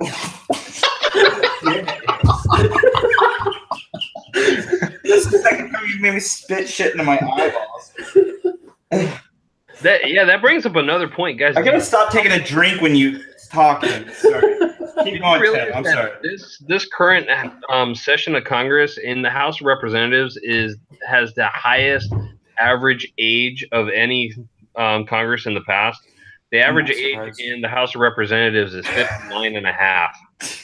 59. I'm sorry. I was looking at our chat, and then Tim put Pelosi looks like a retired dominatrix.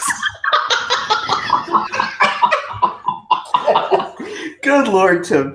I love it. That's amazing. You guys are giving me ideas. 59 and a half. Yeah, the average age of the House of Representatives is 59 and a half. What about Wow. the Senate? So old. I Why would don't know. I anyone want didn't these look people? that one up. Senior Let's citizens. Oh my gosh. I mean, like, I love the fuck Where's out the of my truth? grandma, but I don't want her to be a senator, you know? Well, No wonder millennials are so pissed off. They have no representation in the government. Right? It's just, Okay.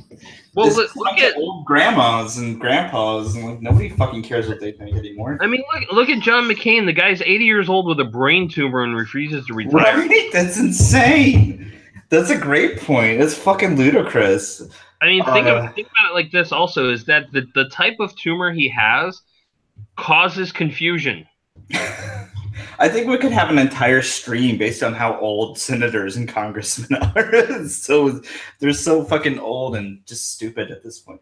No offense to really old people. Like I love my grandpa's passed, but like I love them. You know, they're good people, but I don't want them running my fucking country. And just they got weird ideas. They're old. Sorry. So do you guys? Just a quick question. Do you guys know what the Turing test is? That sounds familiar, but remind me. Test? Turing test. Yeah, it Turing. sounds very, very familiar, but remind me. Do you know, Tim? No. So the Turing test. If you guys know who Alan Turing is, did you guys ever watch the movie The Imitation Game with Yes. Benedict Heard of it. Cumberbatch? Yes, So yes, he was playing Alan Turing, which is basically one of the fathers of modern day computer science. Mhm. He created one of the first real working computers to solve the Enigma code in World War II that the Nazis used. So he had a machine that was like a giant computer. They actually have a model of it in the UK. Anyways, he basically had a theory that what he called the Turing test, which is basically to determine the Turing test. A machine passes the Turing test if a human basically interacts with a computer and if they're not told if it's a computer and they can't tell if it's a computer. Like basically if it acts so human that you cannot tell. Right. It's a computer passes the Turing test if you can't tell it's a computer. Like people who are retarded enough when like a sexy female on Facebook adds them as a friend and they're like, oh yeah, this is a real person, and it's no, but I mean it's more so for dealing with actual AI. Well, I'm just saying we're talking about like horny morons, but yes. So there was a tweet. It was a little bit late, but there was a tweet that I saw, and it said it was during the Senate hearing with Zuckerberg, and it said, this guy basically tweeted, "Is it my imagination, or is Zuckerberg failing the Turing test?" Did you guys see that South Park episode where Zuckerberg was a straight up robot, and it was like every time he talked, it sounded like very synthetic and stuff like that. That was one of the one about his style. Yeah, it was one of the most amazing South Park episodes ever. It was just like he was constant, and ever since that South Park episode, there was like this joke article that like Zuckerberg like had hired a team of people to make him seem more like human and not less robotic. It was fucking hilarious. It might have been the Babylon Bee. I'm not sure because they put out a lot of good stuff. I don't think it was the Onion, but yeah, it was fucking hilarious. I was just like, oh my fucking god, Zuckerberg does look like a goddamn robot. Like he sounds like a robot. I'm not surprised that anybody would like actually even legitimately be suspicious about it. So crazy. But yeah, you know what? That would probably go for a lot of our senators too, and congressmen and women, congresswomen. I've been so sexist saying congressman this whole time. Somebody's gonna call me out on that a bit. Triggered. Right? All right, guys, I'm gonna have to call it a night. Yeah, it was probably a good time to end the stream. Tim and Mike and Amos, thank you so much for joining. I thought we were gonna have a few more people on here tonight, but it looks like they couldn't make it, which is fine. I'm gonna announce the streams for next week, hopefully by Saturday or Sunday. Saturday, for anybody listening, Saturday at 9 p.m. Eastern Standard Time, same time as the stream started tonight. I'm going to have my first mental health stream. I am going to be very insistent on making sure that one actually happens because I've already had to cancel more than once before. Weekends are hectic for me. So I'm gonna try to make sure that actually happens. Saturday, 9 p.m. My wife might be joining. She's a mental health specialist, so it would be great if she could join. There's a few people who said they were gonna, if nothing else, at least be in the chat.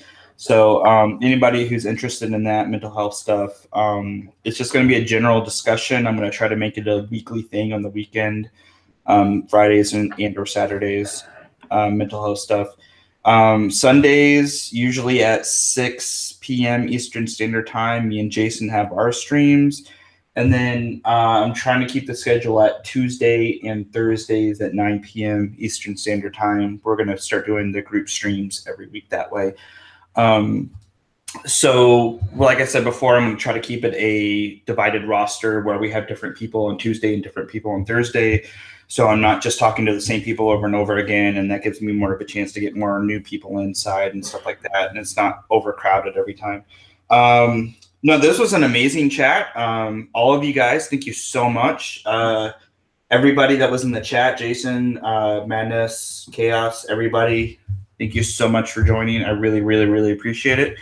And no, it was a good stream. If anybody else has any last words, I'll give you a minute real quick, and then we'll end it. Anything? Weekdays are theft. Weekdays are theft. That's right. All right. Good night, everyone. All right.